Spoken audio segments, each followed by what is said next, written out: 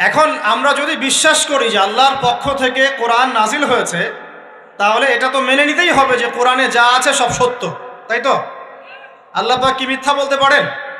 নাউযুবিল্লাহ। এখন কোরআন এবং হাদিসের অনেক বিষয় আমরা প্রমাণ করতে সক্ষম হই আমাদের ক্ষুদ্র জ্ঞানে। আবার এমন অনেক বিষয় আছে যেগুলো আমরা আমাদের ক্ষুদ্র জ্ঞানে প্রমাণ করতে পারি না। যেমন ফেরেশতার অস্তিত্ব কি আমরা প্রমাণ করতে পেরেছি? আপনি কি ল্যাবে প্রমাণ করতে পারবেন? জিন জাতির অস্তিত্ব আমরা কি চোখে দেখে প্রমাণ করতে পারবো? কবরে আযাব দেওয়া হয়, আপনি কি এটা দেখে প্রমাণ করতে পারবেন? রূহ বা আত্মা বলে কিছু আছে আমাদের দেহের মধ্যে, এটা কি আপনি প্রমাণ করতে পেরেছেন? অনেক সময় মুমিন ব্যক্তি স্বপ্ন দেখে এবং স্বপ্নগুলো সত্য হয়, হয় কি না? এবং হাদিসে এসেছে শেষ জামানায় মুমিন ব্যক্তির স্বপ্ন কিন্তু সত্য হবে বেশি বেশি। তো এখন এই যে এমন কিছু বিষয় যেগুলো আমরা বাহ্যিক জ্ঞান দিয়ে প্রমাণ করতে পারছি না, কিন্তু আল্লাহ রাব্বুল আলামিন বলেছেন এগুলো সত্য, আমরা চোখ বন্ধ করে বিশ্বাস করি কি না? বিশ্বাস করেন কি না? জান্নাত দেখেছেন? জাহান্নাম দেখেছেন? না দেখে বিশ্বাস করি কি না? ইমানের কয়টা পিলার বলেন তো দেখে ভাই? কয়টা? ছয়টা। কয়টা? আল্লাহ বিশ্বাস, ফেরেশতাগণে বিশ্বাস, নবী রসুলগণে বিশ্বাস, আসমানি কিতাব সমূহে বিশ্বাস, পরকালের জীবনে বিশ্বাস, তাকদীর বা ভাগ্যের ভালো মন্দে বিশ্বাস। এই ছয়টার মধ্যে শুধু কোরআন এবং মুহাম্মদ সাল্লাল্লাহু আলাইহি ওয়াসাল্লামকে বাদ দিয়ে আপনি কোনোটাই দেখেন না। দেখেছেন? আল্লাহকে দেখেছেন? ফেরেশতা মণ্ডলী, আগের আসমানি কিতাবগুলো, মুহাম্মদ সাল্লাল্লাহু আলাইহি ওয়াসাল্লামকে সাহাবীরা দেখেছেন, আপনি কি দেখেছেন? আগের নবী রাসূলদেরকে দেখেছেন? পরকালের জীবন দেখেছেন? তাকদীর বা ভাগ্যের ভালো মন্দ দেখেছেন? এই যে না দেখে যে আমরা বিশ্বাস করছি, এটার নাম হচ্ছে গায়েবে বিশ্বাস। কিসে বিশ্বাস? এটাই আল্লাহ পাক বলছেন আলিফ লাম মিম যালিকাল কিতাব লা রাইবা ফিহ। আলিফ লাম মিম, এটা এমন একটা কিতাব যেই কিতাব নিয়ে কোনো সন্দেহ সংশয় নাই। হুদাল লিল মুত্তাকিন, এই কিতাব মুত্তাকিদেরকে পথ দেখাবে। কারা মুত্তাকি? আল্লাযীনা ইউমিনুনা বিল গায়বি, যারা এই অদৃশ্যে বিশ্বাস করে। বলেন সুবহান। আল্লাহ পাকের আদেশ পালন করার নিমিত্তে, তার ইবাদত করার নিমিত্তে আমরা আল্লাহ পাকের এই আদেশগুলোকে না দেখেই বিশ্বাস করি। এখন কিছু মানুষ বলতে পারে তাহলে এগুলোর বৈজ্ঞানিক ব্যাখ্যা কি? উত্তর হচ্ছে এই যে কোরআন এবং হাদিসের সব কিছুকে বৈজ্ঞানিক ব্যাখ্যার মানদণ্ডে উত্তীর্ণ হয়ে আসতে হবে জরুরি না এটা। কারণ বিজ্ঞানের অনুসিদ্ধান্তগুলো সময়ে সময়ে বদলে যায়। আল্লাহ রাব্বুল আলামিনের বিধান কখনো বদলাবে না ইনশাআল্লাহ। কথা কি বুঝতে পারছেন? আর আল্লাহ রাব্বুল আলামিন আমাদেরকে অসীম জ্ঞান দিয়ে সৃষ্টি করেন নাই, ক্ষুদ্র জ্ঞান দিয়ে সৃষ্টি করেছে। আমরা আমাদের ক্ষুদ্র জ্ঞানে এতটুকু প্রমাণ করতে পারবো না। ভালো করে বোঝেন, আমরা আমাদের ক্ষুদ্র জ্ঞানে এতটুকু প্রমাণ করতে পারবো না যে আগামীকাল আপনার সাথে কি ঘটবে। বলতে পারবেন? কেউ পারবে? তো যে মানুষ তার সাথে আগামীকাল কি ঘটবে সেটাই বলতে পারছে না, সেই মানুষ কি আল্লাহ রাব্বুল আলামিনের এই মহাবিশ্বের অসীম জ্ঞানের অতল তলে ডুব দিতে পারবে? আমি বলছিলাম ইমানের 6 পিলার কি আপনি চোখে দেখেছেন? তারপরে বিশ্বাস করি কিনা ভাই? আচ্ছা, এখন আমরা এই জায়গায় ছিলাম যে আল্লাহ পাকের জ্ঞানটা অসীম। আল্লাহ পাকের জ্ঞান কি ভাই? আমি অসীমের একটা উদাহরণ দিয়ে বোঝাচ্ছি। মনে করেন এখানে আমরা যারা উপস্থিত আছি, আমরা সবাই জান্নাতে চলে গেলাম, মনে করেন, আল্লাহ কবুল করুন। জান্নাতে যাওয়ার পরে কি সময় শেষ হয়ে যাবে, না সময় আরো চলতে থাকবে? আচ্ছা, জান্নাতে যাওয়ার পরে 1 কোটি, 2 কোটি, 5 কোটি, 10 কোটি, 100 কোটি বছর পর এই জান্নাতীরা কি করবে, কি খাবে, কোথায় ঘুরবে, কোথায় ফিরবে, আল্লাহ রাব্বুল আলামিন এখনই সেটা জানেন। আলহামদুলিল্লাহ, বলেন আল্লাহু আকবার। আল্লাহকে চিনি একটু, আল্লাহ পাক এখনই সেটা জানেন, এই মুহূর্তে জানেন।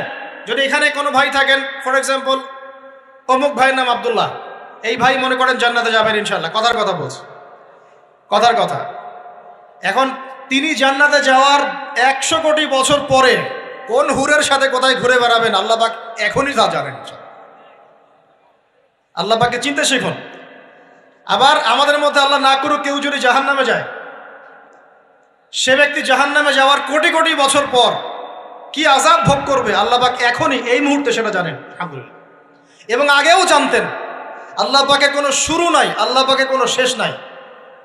আল্লাহ পাকের কোনো শুরু নাই, আল্লাহ পাকের কোনো শেষ নাই।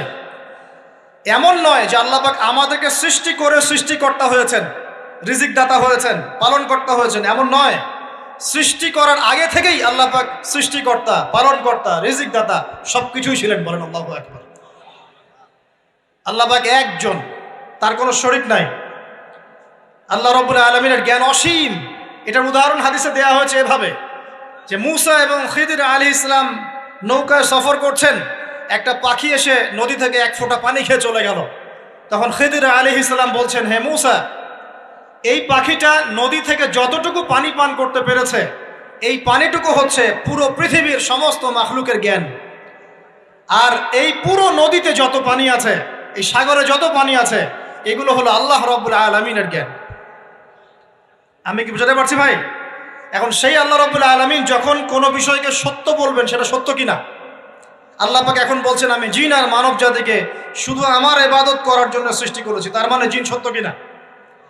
আচ্ছা, একটু বলে দেই, মানুষের মধ্যে যেমন ভালো মন্দ আছে, জিন জাতির মধ্যেও কি আছে? ভালো মন্দ আছে।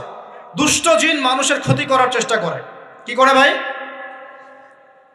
এবং দিন দিন কিন্তু এর প্রভাবটা বাড়ছে। তো এখান থেকে বাঁচার জন্য কিছু প্রোটেকশন আগে বলে দেই, তারপর সামনে যাই। প্রত্যেক দিন সকালে এবং সন্ধ্যায় 3 বার করে সূরা ইখলাস পড়বেন। কুল হুয়াল্লাহু আহাদ, আল্লাহুস সামাদ, লাম ইয়ালিদ ওয়া লাম ইউলাদ ওয়া লাম ইয়াকুল লাহু কুফুয়ান আহাদ।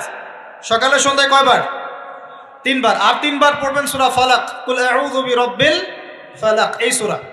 আর 3 বার পড়বেন সূরা নাস, কুল আউযু বিরাব্বিন নাস। এটা প্রত্যেক ফরজ নামাজের পর একবার করে পড়বেন আয়াতুল কুরসি। আয়াতুল কুরসি কোন সূরা আছে? কত নম্বর আয়াত? মাশাআল্লাহ, 255। আল্লাহু লা ইলাহা ইল্লা হুয়াল হাইয়ুল কাইয়্যুম, এখান থেকে শেষ পর্যন্ত। আর কি করবেন? রাতের বেলা ঘুমানোর সময় পড়বেন সূরাতুল বাকারা, এর শেষের 2টা বা 3টা আয়াত। লিল্লাহি মা ফিস সামাওয়াতি ওয়া মা ফিল আরদ, এখান থেকে ফানসুরনা আলাল কওমিল কাফিরিন পর্যন্ত। নবী সাল্লাল্লাহু আলাইহি ওয়াসাল্লাম বলেছেন, রাতের বেলা কেউ যদি সূরা বাকারার শেষের এই 2টা 3টা আয়াত পড়ে ঘুমায়, সারা রাত আপনি যদি ইবাদতে থাকতেন যে নেকি পেতেন, এটা পড়ে ঘুমানোর ফলে সেই নেকি পাবেন ইনশাআল্লাহ। এখন বলেন দেখি, কতজনের সূরা বাকারার শেষের 3টা আয়াত মুখস্থ আছে? মাশাআল্লাহ। তো এখন বলেন আমাকে, আল কোরআনের আলো ঘরে ঘরে কি জ্বলবে? বলেন। শোনেন, আমার কথা রাগ করেন না। আমরা তো সবাই চাই যে আল্লাহর কোরআন আল্লাহর জমিনে প্রতিষ্ঠা লাভ করুক, চাই কি না? তাহলে সবার আগে নিজের মধ্যে কোরআন কায়েম করতে হবে। কোথায়? আগে নিজের উপর কোরআন কায়েম করুন, নিজের উপর সুন্নাহ কায়েম করুন, নিজের উপর দিন কায়েম করুন। ইনশাল্লাহ দিন ঘরে ঘরে পৌঁছে যাবে ইনশাল্লাহ। প্রত্যেক ঘরের মানুষ এই নিয়াত করতে পারি কি ইনশাআল্লাহ যে আমরা সবাই কোরআন পড়া শিখবো ইনশাআল্লাহ? কোরআনের বাছাই করা কিছু আয়াত অন্তত মুখস্থ করবো ইনশাআল্লাহ। পুরা কোরআন তোমাদেরকে মুখস্থ করতে বলছি না, হয়তো অনেকে পারবে না, যারা পেরেছে তারা সৌভাগ্যবান, আলহামদুলিল্লাহ।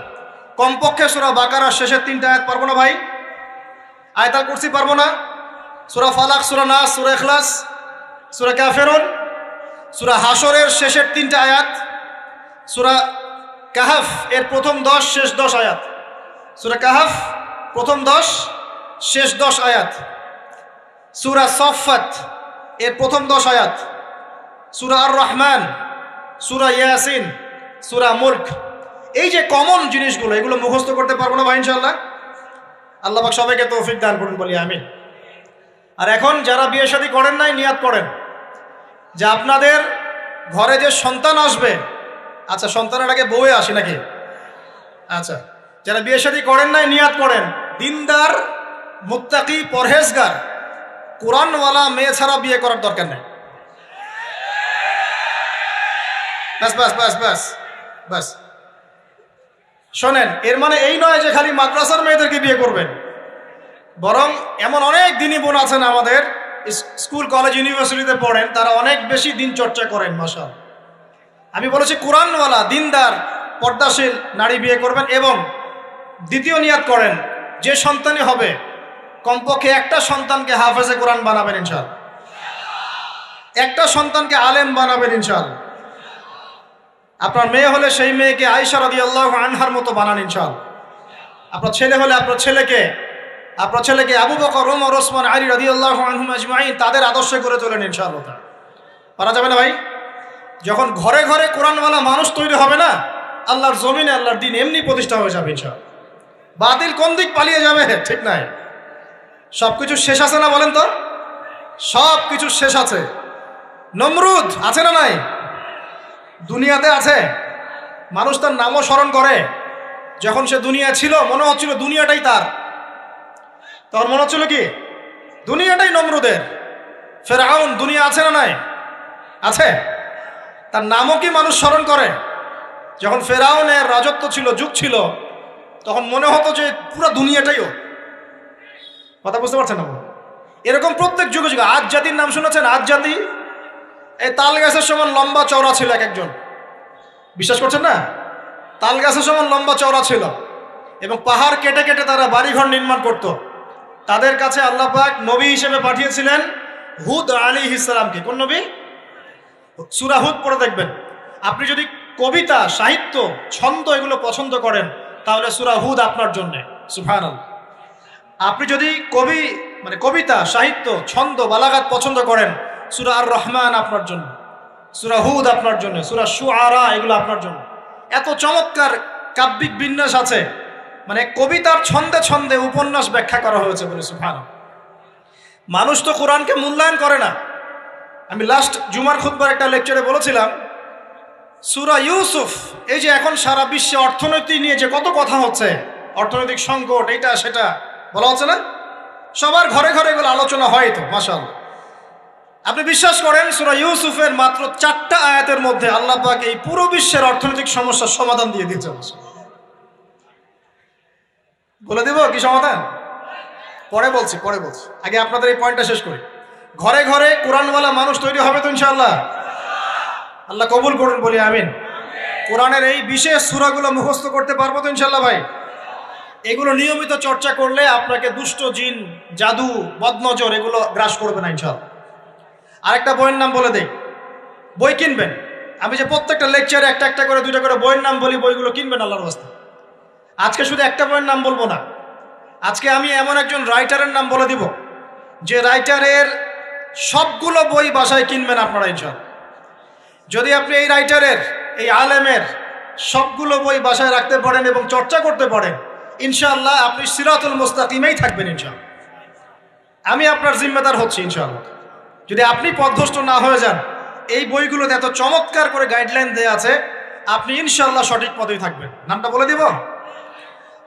সবার প্রিয় আলেম, পুরো বিশ্বের, শুধু বাংলাদেশের নয়, অন্যতম একজন প্রিয় আলেম, বিদগ্ধ আলেমে দ্বীন আল্লামা মুফতি তকি উসমানী দামাত বারাকাতুহু। নাম শুনেছেন? এই নামটা শুনেছেন? আচ্ছা, তার অনেক বই আছে, প্রায় 200, 300, 400।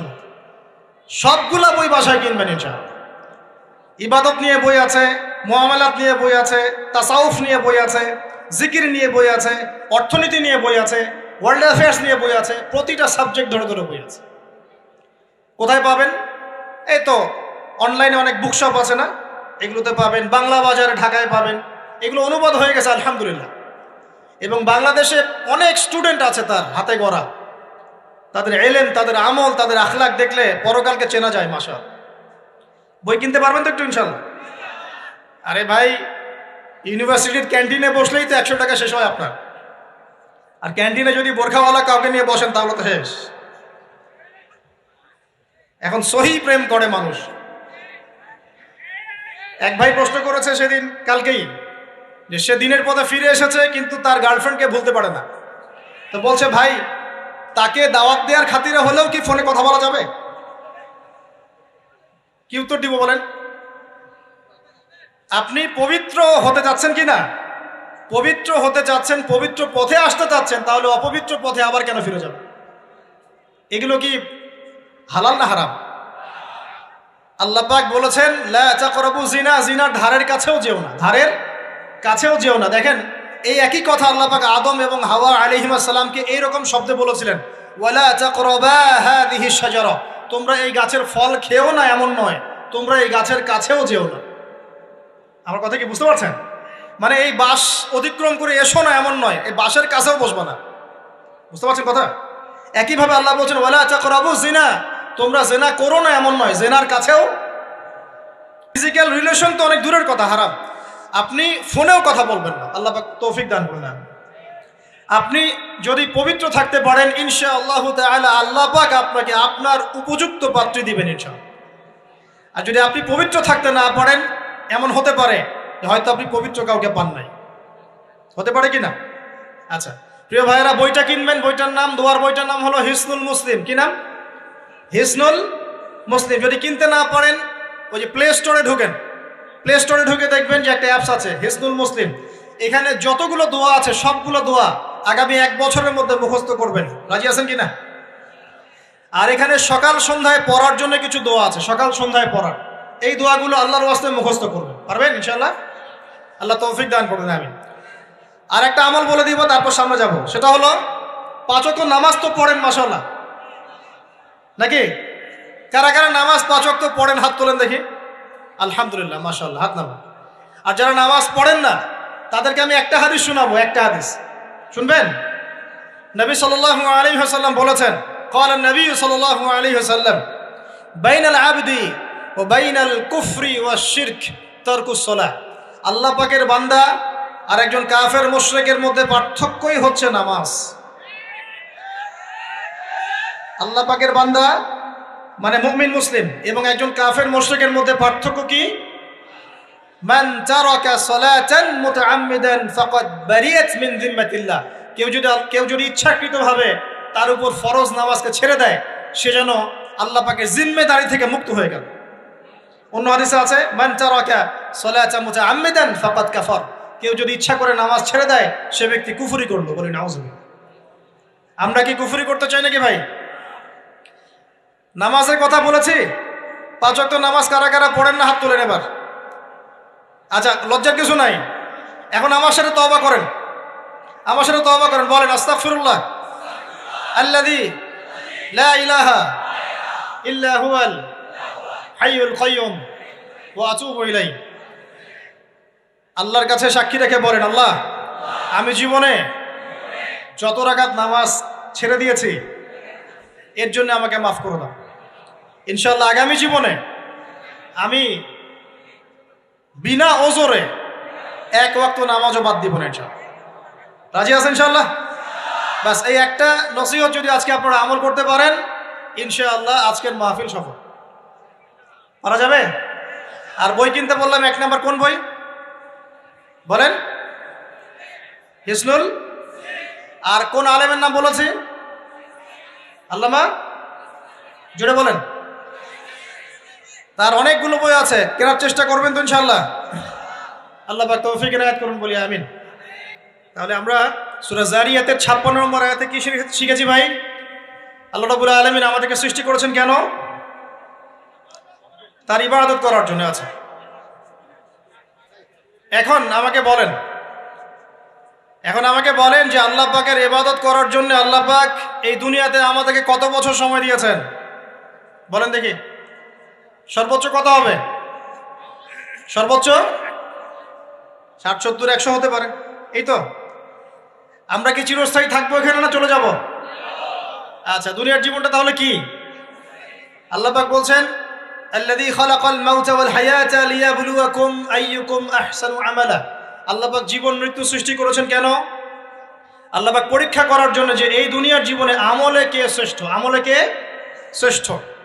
দুনিয়ার জীবনে আসার উদ্দেশ্য পেয়েছি আল্লাহর ইবাদত করা, এখন পেলাম আল্লাহ জীবন মৃত্যু কেন সৃষ্টি করেছেন? আমলে পরীক্ষা করার জন্য যে কে শ্রেষ্ঠ হচ্ছে। আমাদের উদ্দেশ্য কি? আমাদের উদ্দেশ্য হচ্ছে পুলসিরাত পার হয়ে জান্নাতে যাওয়া। উদ্দেশ্য কি? পুলসিরাত পার হয়ে জান্নাতে যাওয়া। সূরা আলে ইমরানের 185 নম্বর আয়াতে আল্লাহ পাক বলেছেন কুল্লু নাফসিন যায়িকাতুল মাউত। প্রত্যেকটা নফস মৃত্যুর স্বাদ গ্রহণ করবে, এরপর কিয়ামতের মাঠে তাদের আজর তাদেরকে পূর্ণ মাত্রায় বুঝিয়ে দেওয়া হবে। আল্লাহ পাক বলছেন ফামান যুহজিহা আনিন নারি ওয়া উদখিলাল জান্নাতা ফাকাদ ফাজ। ওই দিন যে ব্যক্তিকে জাহান্নাম থেকে বাঁচানো হবে এবং জান্নাতে প্রবেশ করানো হবে, সেই ব্যক্তি হচ্ছে সফল। কথা ঠিক কিনা? তাহলে উদ্দেশ্য পেলাম তো, আমাদের গন্তব্য পেলাম তো। আমাদের গন্তব্য কি তাহলে? জান্নাত। এখন এই দুনিয়ার জীবনে আমরা সর্বোচ্চ হয়তো 100 বছর বাঁচবো, আল্লাহ ভালো জানেন, তাই তো? এই দুনিয়ার জীবনের এই হায়াতের সবচেয়ে ইম্পর্টেন্ট টাইমটা কোনটা বলেন? সবচেয়ে ইম্পর্টেন্ট টাইম কোনটা? যৌবন কিনা? যৌবন কাকে বলে? যৌবন কাকে বলে? কত বছর থেকে কত বছর পর্যন্ত? 20 থেকে 40, বা 15 থেকে 40, বা 20 থেকে 50, এই তো? আচ্ছা, এই বয়সের মধ্যে কারা কারা আছেন হাত তোলেন দেখি। মাশাআল্লাহ, সবাই তো দেখি এই বয়সে, হাত নামান। এখন এই বয়স সম্পর্কে আগে 2টা হাদিস শোনেন, আমার দিকে তাকান, তারপরে আমি বলছি অবস্থা কি, করণীয় কি। আমি বলেছি যুবকদেরকে কিছু নসিহত করবো আজকে, নিয়াত করেছি, ঠিক আছে ভাই? আচ্ছা, যুবকদের সম্পর্কে প্রথম হাদিস, রাসূল সাল্লাল্লাহু আলাইহি ওয়াসাল্লাম বলেছেন, কিয়ামতের মাঠে মানুষ যখন উঠবে, আমরা উঠবো কি না? আচ্ছা, নাকি উঠবো না? যারা আগুনে পুড়ে গেছে তারা উঠবে কি না? যারা পানিতে ডুবে গেছে, যাদের লাশও খুঁজে পাওয়া যায় নাই, উঠবে কি না? উঠবে। আচ্ছা, যখন মানুষ উঠবে তখন তাকে 5টা প্রশ্ন করা হবে। কয়টা ভাই? এই 5টা প্রশ্নের আগে সে তার পা সামনেও ফেলতে পারবে না, পিছনেও ফেলতে পারবে না। আমরা কি একটু চিন্তা করতে পারছি কত ভয়ঙ্কর হবে বিষয়টা?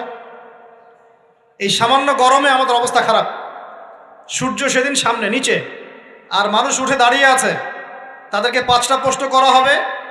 যতক্ষণ পর্যন্ত প্রশ্নের উত্তর দিতে পারছে না, সামনেও যেতে পারবে না, পিছনেও আসতে পারবে না, পা নড়াতে পারবে না। 1, তোমার পুরো জীবনটা তুমি কোন কাজে ব্যয় করেছো? উত্তর কি রেডি আছে আমাদের কাছে? আমরা কি বলতে পারবো, হে আল্লাহ, আমরা আমাদের পুরো জীবন তোমার ইবাদত করে কাটিয়েছি? 2, তোমার যৌবন স্পেশালি তুমি কোন কাজে ব্যয় করেছো? তোমার যৌবন তুমি স্পেশালি কোন কাজে ব্যয় করেছো? যুবকরা কি উত্তর দেওয়ার জন্য প্রস্তুত আছে যে আমাদের যৌবন আমরা আল্লাহর পথে কাটিয়েছি? সবাই কি বলতে পারবো?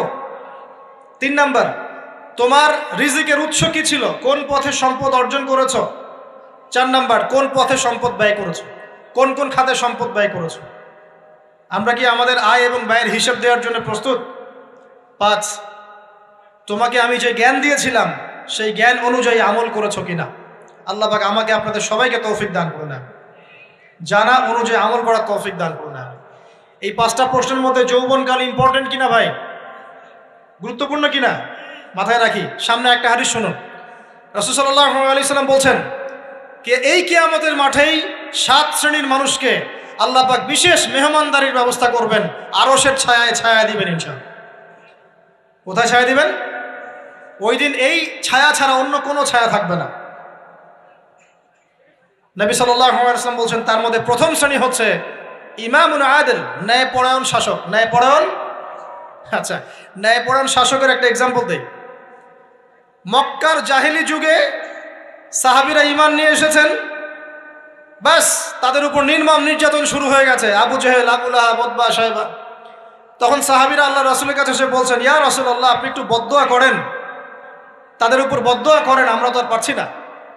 নবী সাল্লাল্লাহু আলাইহি ওয়াসাল্লাম বললেন, তোমরা মক্কা থেকে হিজরত করে হাবাসায় চলে যাও। কোথায়? হাবাসা। হাবাসা মানে হচ্ছে আবিসিনিয়া। আবিসিনিয়া মানে এখনকার ইথিওপিয়া, ইরিত্রিয়া। নাম শুনেছেন কি? বিশেষ কোচিং তো করছেন অনেকে। আফ্রিকা মহাদেশের একটা ছোট্ট দেশ ইরিত্রিয়া, ওখানে চলে যাও। তখন বলেছিলেন তিনি হাবাসায় চলে যাও। সাহাবীরা জিজ্ঞাসা করছেন, হাবাসায় কেন?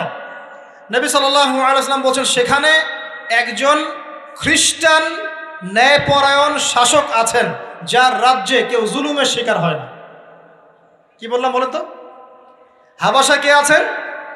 একজন মুসলিম না খ্রিস্টান? খ্রিস্টান ন্যায়পরায়ণ শাসক আছেন, যার রাজ্যে কেউ জুলুমের শিকার, মুসলমান নন এমন একজন শাসকের প্রশংসা করে আমাদের নবীজি বললেন, তার রাজ্যে কেউ জুলুমের শিকার হয়। সুবহানাল্লাহ। সাহাবীরা সেখানে হিজরত করলেন। নেতৃত্ব দিয়েছেন জাফর বিন আবি তালিব রাদিয়াল্লাহু আনহু। সেই সাহাবী বাদশাহ নাজাশী, তার নাম ছিল বাদশাহ নাজাশী, তার সামনে দাঁড়িয়ে সূরা মারিয়াম তেলাওয়াত করেছিলেন। ওই সূরা মারিয়ামে ইয়াহইয়া, জাকারিয়া, ঈসা, তার মা, এই গল্প ঘটনাগুলো আছে। এই সূরার তেলাওয়াত শুনে বাদশাহ নাজাশীর চোখ দিয়ে পানি পড়তে পড়তে দাড়ি ভিজে গিয়েছে। সুবহানাল্লাহ। শেষে তিনি ঈমান নিয়ে আসেন, মুসলমান হন, আলহামদুলিল্লাহ। আমাদের নবীজি তার জানাজার নামাজ পড়েছিলেন, আমাদের নবীজি তার গায়েবানা জানাজার নামাজও পড়েছেন, বলেন সুবহানাল্লাহ। এখানে একটা পয়েন্ট খালি বলতে চাই, একজন অমুসলিম শাসক সম্পর্কে আমাদের নবীজি মন্তব্য করেছিলেন তার রাজ্যে কেউ জুলুমের শিকার হয় না। আর আজকের দিনে সারা বিশ্বের কোনো কোনো ক্ষেত্রে মুসলিম শাসকদের ব্যাপারেও এই কথা বলা যায় না যে তার রাজ্যে কেউ জুলুমের শিকার হয়। আল্লাহ পাক বলছেন আরশের ছায়া আমি ছায়া দিব 7 শ্রেণীর মানুষকে। কয় শ্রেণী? তার মধ্যে প্রথম শ্রেণী হচ্ছে ইমামুন আদিল, ন্যায়পরায়ণ শাসক। আল্লাহ পাক আমাদের সমস্ত শাসকদেরকে ন্যায়পরায়ণ হওয়ার তৌফিক দান করুন। 2 নাম্বার, সেই যুবককে আমি সেখানে আশ্রয় দিব যেই যুবক তার যৌবনকালটা আল্লাহর পথে কাটিয়ে দিয়েছে। এবার কি হাদিসটা আপনি পেয়েছেন? এর আগের হাদিস কি শুনলেন? পা নড়াতে পারবেন না যতক্ষণ পর্যন্ত এই প্রশ্নের উত্তর না দিচ্ছেন যৌবনকাল কোন পথে ব্যয় করেছেন। এখন যদি আল্লাহর পথে ব্যয় করেন তাহলে আরশের ছায়া ছায়া পাচ্ছেন, আলহামদুলিল্লাহ। বাকিগুলো কারা কারা একটু বলে দেই। 3 নাম্বার হচ্ছে সেই ব্যক্তি যে একজন আরেকজনকে মহব্বত করে, এক ব্যক্তি আরেক ব্যক্তিকে মহব্বত করে শুধুমাত্র আল্লাহর সন্তুষ্টির জন্য। কথা কি বুঝতে পারছেন? এই মহব্বত আবার এই ছেলে মেয়ের ফ্রি মিক্সিং না। কথা বুঝতে পারেননি? দিনের খাতিরে মহব্বত, আল্লাহর জন্য মহব্বত, আল্লাহর জন্য। এখানে 4 নাম্বার এমন ব্যক্তি যে এত গোপনে দান করে যে তার বাম হাত জানে না ডান হাত কি দান করেছে। আমরা তো এখন 1 টাকা দান করলে 100 টাকা ফুটাই। ফেসবুক আছে, মারাত্মক একটা জিনিস ফেসবুক, মানে এটা মানুষকে আর মানুষ রাখে নাই। যে ব্যক্তি ফেসবুকে আসক্ত তার সাথে কথাবার্তা বলা, লেনদেন, চলাফেরা খুব ডিফিকাল্ট। মানে কি বোঝেন আগে কথাটা? কেন ডিফিকাল্ট? কারণ সে এত বেশি আসক্ত এখানে যে পান থেকে চুন খসলে সে আপনাকে পাবলিকলি ধুয়ে রেখে দিবে। কিছু হইলে আপনাকে ফেসবুকে টেনে নিয়ে আসবে, ফেসবুকে সবাইকে বলবে উনি আমার সাথে এই কাজ করছে। আপনি বলারও টাইম পাবেন না যে আপনি নির্দোষ। তো খুব মুশকিল না এগুলা। আল্লাহ মাফ করুক আমাদেরকে। এমনভাবে দান করে যে বাম হাত জানে না ডান হাত কি দান করছে। 5 নাম্বার এমন ব্যক্তি যে এটা যুবক, এটাও যুবক, যাকে কোনো সুন্দরী নারী আহ্বান করছে জিনার জন্যে, সুন্দরী উচ্চ বংশের নারী, যে আসো আমার সাথে জেনা করো। ওই যে ইউসুফ আলাইহিস সালামের মতো, মনে আছে? ইউসুফ আলাইহিস সালামের ঘটনা মনে আছে? আচ্ছা, কিন্তু সেই যুবক বলে, সেই ব্যক্তি বলে ইন্নী আখাফুল্লাহ, আমি আল্লাহকে ভয় করি, আমি তোমার সাথে খারাপ কাজ করতে পারবো। এরকম ছেলে এবং এরকম মেয়ে এখন সমাজে খুঁজে পাওয়া যায়? হাতে গোনা, হাতে গোনা। আপনি অনলাইন ঘাটাঘাটি করেন, গুগল করেন, ক্রস চেক করেন, দেখবেন বাংলাদেশের 25 বছরের কম বয়সী ছেলে আর মেয়েদের জেনার হার কত আপনি বের করে দেখেন। 25 বছরের কম যে যুব সমাজ আমাদের সামনে আছে তাদের মধ্যে কত % যুবক এখন পর্যন্ত ফিজিক্যাল সম্পর্ক করেনি কারোর সাথে, আপনি খুঁজে বের করতে পারবেন। শুধু ছেলেদের ক্ষেত্রে এটা নয়, মেয়েদের ক্ষেত্রেও আছে। এই যে অনার্স লাইফ পার করার আগেই বহু মেয়ে সতীত্ব নষ্ট করে ফেলছে, বহু ছেলে সতীত্ব নষ্ট করে ফেলছে। কথাগুলো কি রাগ করছেন? আমি আপনাদের ভাই এবং আমি আপনাদেরকে মহব্বত করি। আমরা জেনার পথে যাব না, আমরা হালাল সম্পর্কে থাকবো ইনশাআল্লাহ। যখন আপনি জেনায় চলে যাবেন আপনার কলব থেকে আল্লাহর নূর নষ্ট হয়ে যাবে। এটা এমন একটা পাপ যেটা করার পর মানুষ আল্লাহর সামনে মাথা তুলে দাঁড়াতে পারে না, লজ্জায় চোখ নেমে যায়, ইবাদতে স্বাদ পায় না। যখন হারাম সম্পর্কে, ফ্রি মিক্সিং, এগুলোতে মানুষ থাকে, ইবাদতে মানুষ স্বাদ পায় না। দিনের পর দিন ইবাদত করে মনোযোগ আসে না, মন লাগে না, চোখ দিয়ে একটু পানি বের হয় না, আল্লাহর জন্য কাঁদতে পারে না, কারণ মনের মধ্যে তো নূর নাই। আর যখন একটা মেয়ে বেপরদায় থাকে, অনেক ইবাদত করলেও তার এই বেপরদায় থাকার কারণে সমাজের বহু মানুষের চোখের জেনা হয়ে যায়। এতে করে ওই সব মানুষের পাপের ফল এই মেয়েটাকে ভোগ করতে হয়। এবং মানুষের চোখের বদনজর লাগে, ওই মেয়ে অসুস্থ হয়ে পড়ে মানসিকভাবে, শারীরিকভাবে। আমি আমাদের যুবক ভাই এবং যুবক বোনদেরকে রিকোয়েস্ট করব, আল্লাহর ওয়াস্তে চরিত্রটাকে পবিত্র রাখার চেষ্টা করুন। আল্লাহ পাক তৌফিক দান করলেন। এই যুবককে আল্লাহ পাক আরশের ছায়া দিবেন যে একটা মেয়েকে পেয়েও আল্লাহর ভয় তাকে ভোগ করে নাই। আল্লাহ পাক এরকম যুবক ঘরে ঘরে তৈরি করুন। তাহলে কি করবেন ভাই? হালাল উপার্জনের ব্যবস্থা করবেন, ব্যাস সরাসরি বিয়ে করে ফেলবেন। পরিবারকে বোঝানোর চেষ্টা করবেন, না বুঝলে আন্দোলন শুরু করবেন যে আমি জেনা করতে চাই না, আমি বিয়ে করতে চাই, বিয়ে আমার দেওয়ানি লাগবো, এরকম। ব্যাস তারপর দেখবেন বাপ মা কেমন করে বিয়ে না দেয়। আল্লাহ সাহায্য করবে ইনশাআল্লাহ। আল্লাহ আমাদের যুবক ভাইদেরকে চরিত্র হেফাজত করার স্বার্থে বিয়েকে সহজ করে দিন। আমি আবার কাউরে নিয়ে পালায় যায় না, ওই কাজ করতে যায় না কিন্তু আবার, ঠিক আছে? কারণ এভাবে কোর্টে গিয়েও যদি একটা মেয়ে বিয়ে করে, এই বিয়ের জায়েজ না জায়েজ নিয়ে অনেক কথা আছে। অতএব এইসব ঝুঁকির মধ্যে যাবেন না, বাসায় বোঝানোর চেষ্টা করবেন। আর এক শ্রেণীর ব্যক্তি আছে যাদেরকে আল্লাহ পাক আরশের ছায়া ছায়া দিবেন। তারা কারা? যারা গোপনে আল্লাহকে স্মরণ করে কাঁদতে পারে। বলি সুবহানাল্লাহ। এখন এই দুটো হাদিসের মধ্যে যুবকদের অবস্থান কি পেয়েছেন? আচ্ছা, আরেকটা শোনাই এবার। নবী সাল্লাল্লাহু আলাইহি ওয়াসাল্লাম বলেছেন, 5টা জিনিস আসার আগেই 5টা বিষয়কে মূল্যায়ন করো। 1, তোমার বার্ধক্য আসার আগেই তোমার যৌবনকে মূল্যায়ন করো। যৌবনের গুরুত্ব পেলেন তো এবার? তোমার মৌত আসার আগেই তোমার জীবনকে মূল্যায়ন করো। অসচ্ছলতা আসার আগেই সচ্ছলতাকে মূল্যায়ন করো। অসুস্থতা আসার আগেই সুস্থতাকে মূল্যায়ন করো। এবং এই যে কথাটা বললাম যে তোমার বার্ধক্য আসার আগেই যৌবনকালটাকে মূল্যায়ন করো। এই হাদিসগুলোর মধ্যে আমরা সংক্ষিপ্ত পরিসরে যৌবনকালের গুরুত্ব পাচ্ছি কিনা ভাই? এখন এই যৌবনকালটা আমাদের কাটানো উচিত আল্লাহ পাকের ইবাদতের মধ্য দিয়ে। এই যৌবনকালটা আমাদের কাটানো উচিত কয়েকটা বিষয়ের মধ্য দিয়ে। তার মধ্যে আমি 10টা পয়েন্ট আপনাকে বলবো। কয়টা ভাই? 10টা। 1, এই যৌবনকালে সবার আগে আমাদের কর্তব্য হচ্ছে দ্বীনের ইলম অর্জন করা। কি করা ভাই? দ্বীনের ইলম অর্জন বলতে আমি কি বোঝাচ্ছি? দ্বীনি ইলম অর্জন বলতে আপনাকে আমি বোঝাচ্ছি যে কমপক্ষে কোরআনটুকু তেলাওয়াত করতে শিখুন, হাদিসগুলো পড়তে শিখুন, ইসলামী বইপত্র পড়াশোনা করুন, পাশাপাশি জেনারেল সাবজেক্টগুলোও পড়াশোনা করুন। এদিকে আপনি এগিয়ে যান, এদিকেও এগিয়ে যান, দুই দিকে আগাতে থাকেন।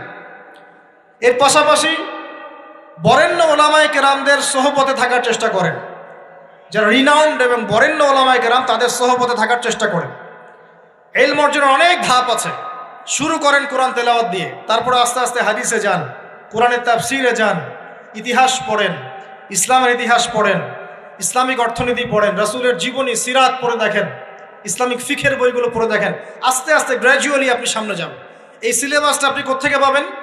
এই সিলেবাসটা দেখবেন প্রত্যেক জেলায় জেলায় বরেণ্য কওমি ওলামায়ে কেরাম আছেন না, তাদের সাথে পরামর্শ করবেন, আপনাকে সুন্দর সিলেবাস করে দেবে ইনশাআল্লাহ। এইভাবে আপনি পড়াশোনা করবেন এবং ওস্তাদের সাথে থেকে পড়াশোনা করবেন। একা একা সব কিছু করা যায়? একা একা সব কিছু করা যায় না। একটা সিলসিলা লাগে, একটা ওস্তাদের সোহবত লাগে নাকি? একা একা কি কোরআন সুন্নাহ সব বুঝে ফেলতে পারবেন আপনি? তাই মনে হয়? কখনোই না। অতএব বরেণ্য আলেমদের সোহবতও লাগবে, আবার আপনার চেষ্টাও লাগবে। আল্লাহ পাক তৌফিক দান করুন। এই যৌবনকালের প্রথম কাজ কি ভাই? ইলম অর্জন করা। 2 নম্বর, এই যৌবনকালে আমরা যে পরিমাণ ফিজিক্যালি ফিট থাকি, শরীরে শক্তি থাকে, উদ্যম থাকে, আমাদের বয়সটা 40-50 হয়ে গেলে সেটা থাকবে না। থাকবে? অতএব এই যৌবনকালে বেশি বেশি ইবাদত করতে থাকেন। আল্লাহ পাক তৌফিক দান করুন। এই যৌবনকালে 5 ওয়াক্ত নামাজ তো পড়বেনই, এর পাশাপাশি নফল নামাজগুলো পড়ার চেষ্টা করুন। এর পাশাপাশি আপনি চেষ্টা করবেন তাহাজ্জুদের ওয়াক্তে একটু নামাজ পড়ার জন্য, কমপক্ষে 2 রাকাত, কমপক্ষে 2 রাকাত, অ্যাটলিস্ট 2 রাকাত নামাজ তাহাজ্জুদের সময় পড়ার চেষ্টা করি। আল্লাহ আমাকে তৌফিক দিক, আপনাদের সবাইকে তৌফিক দান করুন। ওই সময় আপনি যে দোয়াই করবেন আল্লাহর কাছে কবুল হবে ইনশাআল্লাহ। যে দোয়াই করবেন আল্লাহ কবুল করবেন ইনশাআল্লাহ। যদি আপনার রিজিকটা কি হয়? হালাল হয়। হারাম রিজিক দিয়ে ইবাদত কবুল হয়? হারাম রিজিকের দোয়া কবুল হয়? কবুল হয় না। 3 নাম্বার, এই যৌবনকালে আমরা রাসূলের সুন্নতের উপর বেশি আমল করবো ইনশাআল্লাহ। করা যাবে ইনশাআল্লাহ? তাহলে নিয়াত করতে পারি যে ইনশাআল্লাহ চেহারাগুলো পরিবর্তন হবে। চেহারা পরিবর্তন মানে কি? হ্যাঁ, রাখা যাবে না? এখনো গজায় নাই। প্রত্যেক সপ্তাহে আপনাকে নবীর সুন্নতের উপর এরকম করে কুরবানি এবং জবাই করতে কে বলেছে? নবী সাল্লাল্লাহু আলাইহি ওয়াসাল্লামের সুন্নতকে জবাই করাটা কি ভালো কাজ? হ্যাঁ বলেন তো। আমরা তো এমন অনেক নাপিত ভাইদেরকে চিনি যারা এই ধরনের বক্তব্যগুলো শুনে আলহামদুলিল্লাহ জীবন পরিবর্তন করেছেন। তার দোকানে লিখে দিয়েছেন এখানে চুল কাটা হয়, দাড়ি শেভ করা হয় না। খুশি হন নাই? মুসলিমদের কথা বলছি, অমুসলিমদেরকে নিয়ে আমাদের চিন্তা নাই তো? চিন্তা আছে। একটা কথা মনে রাখবেন, একটু কথাটা মনের কান দিয়ে শোনেন। দাড়ি হচ্ছে একমাত্র ভিজিবল সুন্নত। দাড়ি হচ্ছে একমাত্র ভিজিবল সুন্নত। ভিজিবল মানে কি? যা দেখা যায়। দাড়ি একমাত্র ভিজিবল সুন্নত, দৃশ্যমান সুন্নত, যেটা নিয়ে আপনি আমি কবরে যাবো ইনশাআল্লাহ। আর কোন সাইন দেখে বোঝার বুদ্ধি নাই এই ব্যক্তি কত বড় মুসলিম, কত বড় সুন্নতের পাবন ছিল। খালি কপালের সেজদার দাগ আর চেহারার দাড়ি বাকি থাকবে। কথা বুঝতে পারছেন ভাই? নিয়াত করা যায় একটু দাড়ি ছেড়ে দিব, নাকি দাড়ি রাখলে চাকরি পাবেন না? দাড়ি রাখলে মেয়ে দিবে না নাকি? তো যে মেয়ে দাড়ি রাখলে বিয়ে করতে চায় না তাকে বিয়ে করারও দরকার নাই। আর দাড়ি রাখলে যে চাকরি আপনাকে ছাড়তে হয় ওই চাকরিও করার দরকার নেই। চাকরির মধ্যে সব রিজিক আপনার মনে হয়? রিজিকের সবচেয়ে বড় অংশ আছে কিসের মধ্যে? বিজনেসের মধ্যে।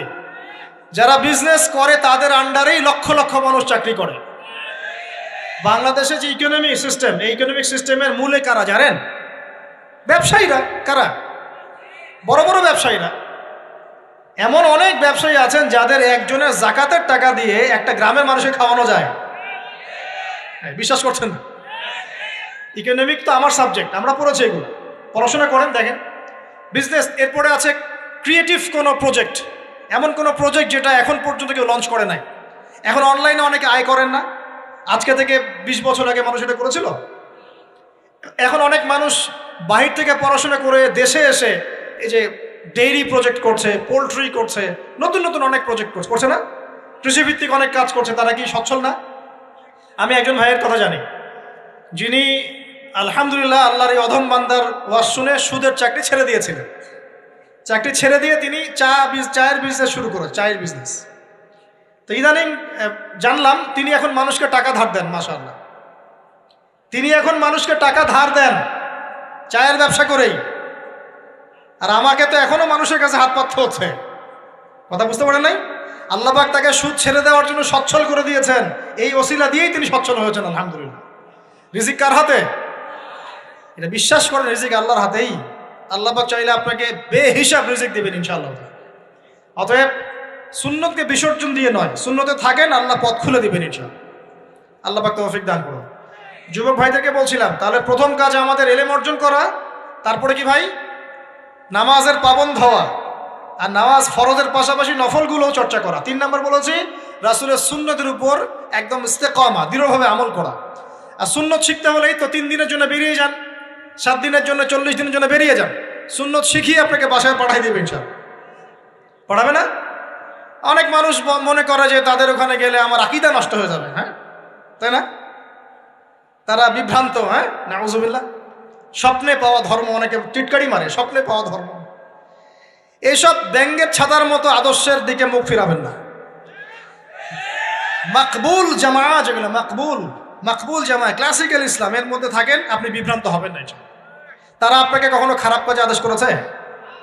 কত চোর ডাকাত মদখোর মানুষ সেখানে গিয়ে 5 ওয়াক্ত নামাজি হয়ে গেছে, সুদের ব্যবসা ছেড়ে দিয়েছে, মাদক ছেড়ে দিয়েছে, আল্লাহর ওলি হয়ে গেছে আলহামদুলিল্লাহ।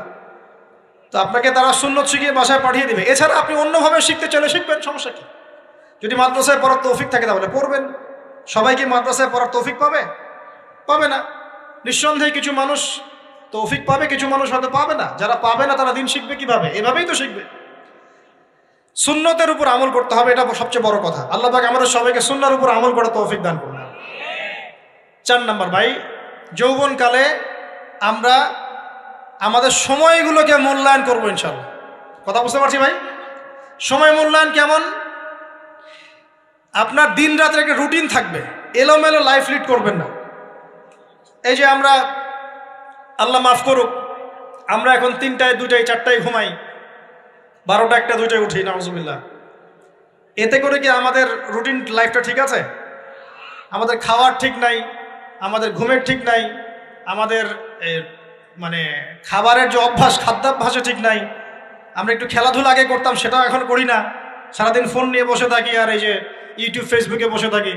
গোল হয়ে বসে লুডো খেলে। গোল হয়ে কি করে? লুডো খেলে, অনলাইনে গেমস খেলে, অনলাইনে পাবজি খেলে, ফ্রি ফায়ার খেলে। আগে তো তাও ছেলে পেলে একটু ফুটবল খেলতো, ক্রিকেট খেলতো, আমরাও তো খেলেছি। ওই সময় তাও আলহামদুলিল্লাহ আমাদের ফিজিক্যাল ফিটনেস অনেক ভালো ছিল। এখন ওগুলো বাদ দিয়ে যে মানুষ পর্নোগ্রাফি দেখছে, লুডো খেলছে, পাবজি খেলছে, ফ্রি ফায়ার খেলছে, সারাদিন অনলাইনে বসে অথর্বর মধ্যে বসে আছে, এটা কি ভালো হচ্ছে? এজন্য অ্যাটলিস্ট ফজরের নামাজ পড়ে জিকির আজগার করে পড়াশোনা করে আধা ঘন্টা 1 ঘন্টা একটু খেলাধুলা করলে কি সমস্যা? একটু ফুটবল খেলেন, দৌড়াদৌড়ি করেন, জগিং করেন, একটু ব্যায়াম করেন। আল্লাহ পাক আপনাদের যৌবনে বরকত দান করুন, আমিন। এই কাজগুলো করতে হবে কিনা? ভালো না খারাপ? করেন। আর নিয়মতান্ত্রিক লাইফ লিড করবো আমরা, নিয়মতান্ত্রিক। আমার জীবনে একটা রুটিন থাকবে, এই রুটিনের বাইরে যাব না। পড়াশোনার রুটিন থাকবে, খেলার বা এক্সারসাইজ রুটিন থাকবে, খাওয়া দাওয়ার রুটিন থাকবে, দাওয়ার রুটিন থাকবে, আমি আলেমুল আমাদের কাছে যাব, এই রুটিন থাকবে। একটা রুটিন লাইফ লিড করবেন, এলোমেলো জীবনযাপন করবেন না। আল্লাহ পাক আমাকে তৌফিক দান করুন, আপনাদের সবাইকে তৌফিক দান করুন। কয়টা বলেছি ভাই? বলেন।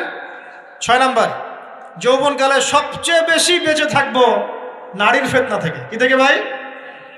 যৌবনকালে সবচেয়ে বেশি বেঁচে থাকবো কি থেকে? একটা হাদিস বলি, নবী সাল্লাল্লাহু আলাইহি ওয়াসাল্লাম বলেছেন, মা তারাকতু বা'দি ফিতনাতান আদাররু আলা রিজালি মিনান নিসা।